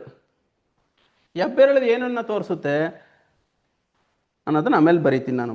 ಎರಡನೇದು ಫೋರ್ ಫಿಂಗರ್ ಅಂದರೆ ತೋರು ಬೆರಳು. ತೋರು ಬೆರಳು ಏನನ್ನು ತೋರಿಸುತ್ತೆ. ನೆಕ್ಸ್ಟು ಮಿಡಲ್ ಫಿಂಗರ್ ಏನನ್ನು ತೋರಿಸುತ್ತೆ ಅಂತ ಬರೆಯೋಣ. ಈಗ ನೀವು ಇದನ್ನು ಬಳಸೋದು ಎಲ್ಲಿ ಅಂದರೆ ಫ್ಲಮಿಂಗ್ ಲೆಫ್ಟ್ ಹ್ಯಾಂಡ್ ರೂಲ್ನ ಮೋಟ್ರಲ್ಲಿ ಬಳಸ್ತೀರಾ. ಇದನ್ನ ಎಲ್ಲಿ ಬಳಸ್ತೀರಾ ಅಂದರೆ ಡೈನಮೋದಲ್ಲಿ ಬಳಸ್ತೀರಾ. ಈಗ ಮೋಟ್ರಲ್ಲಿ ನಾವೇನು ಮಾಡ್ತೀವಿ, ನಾವು ಎಲೆಕ್ಟ್ರಿಕ್ ಕರೆಂಟನ್ನ ಕೊಡ್ತೀವಿ. ಸೊ ಹಂಗಾಗಿ middle finger direction of the electric ಕರೆಂಟನ್ನು ತೋರಿಸುತ್ತೆ. ಡೈರೆಕ್ಷನ್ ಆಫ್ ಎಲೆಕ್ಟ್ರಿಕ್ ಕರೆಂಟ್ ಯಾವುದು, ಮಿಡಲ್ ಫಿಂಗರ್.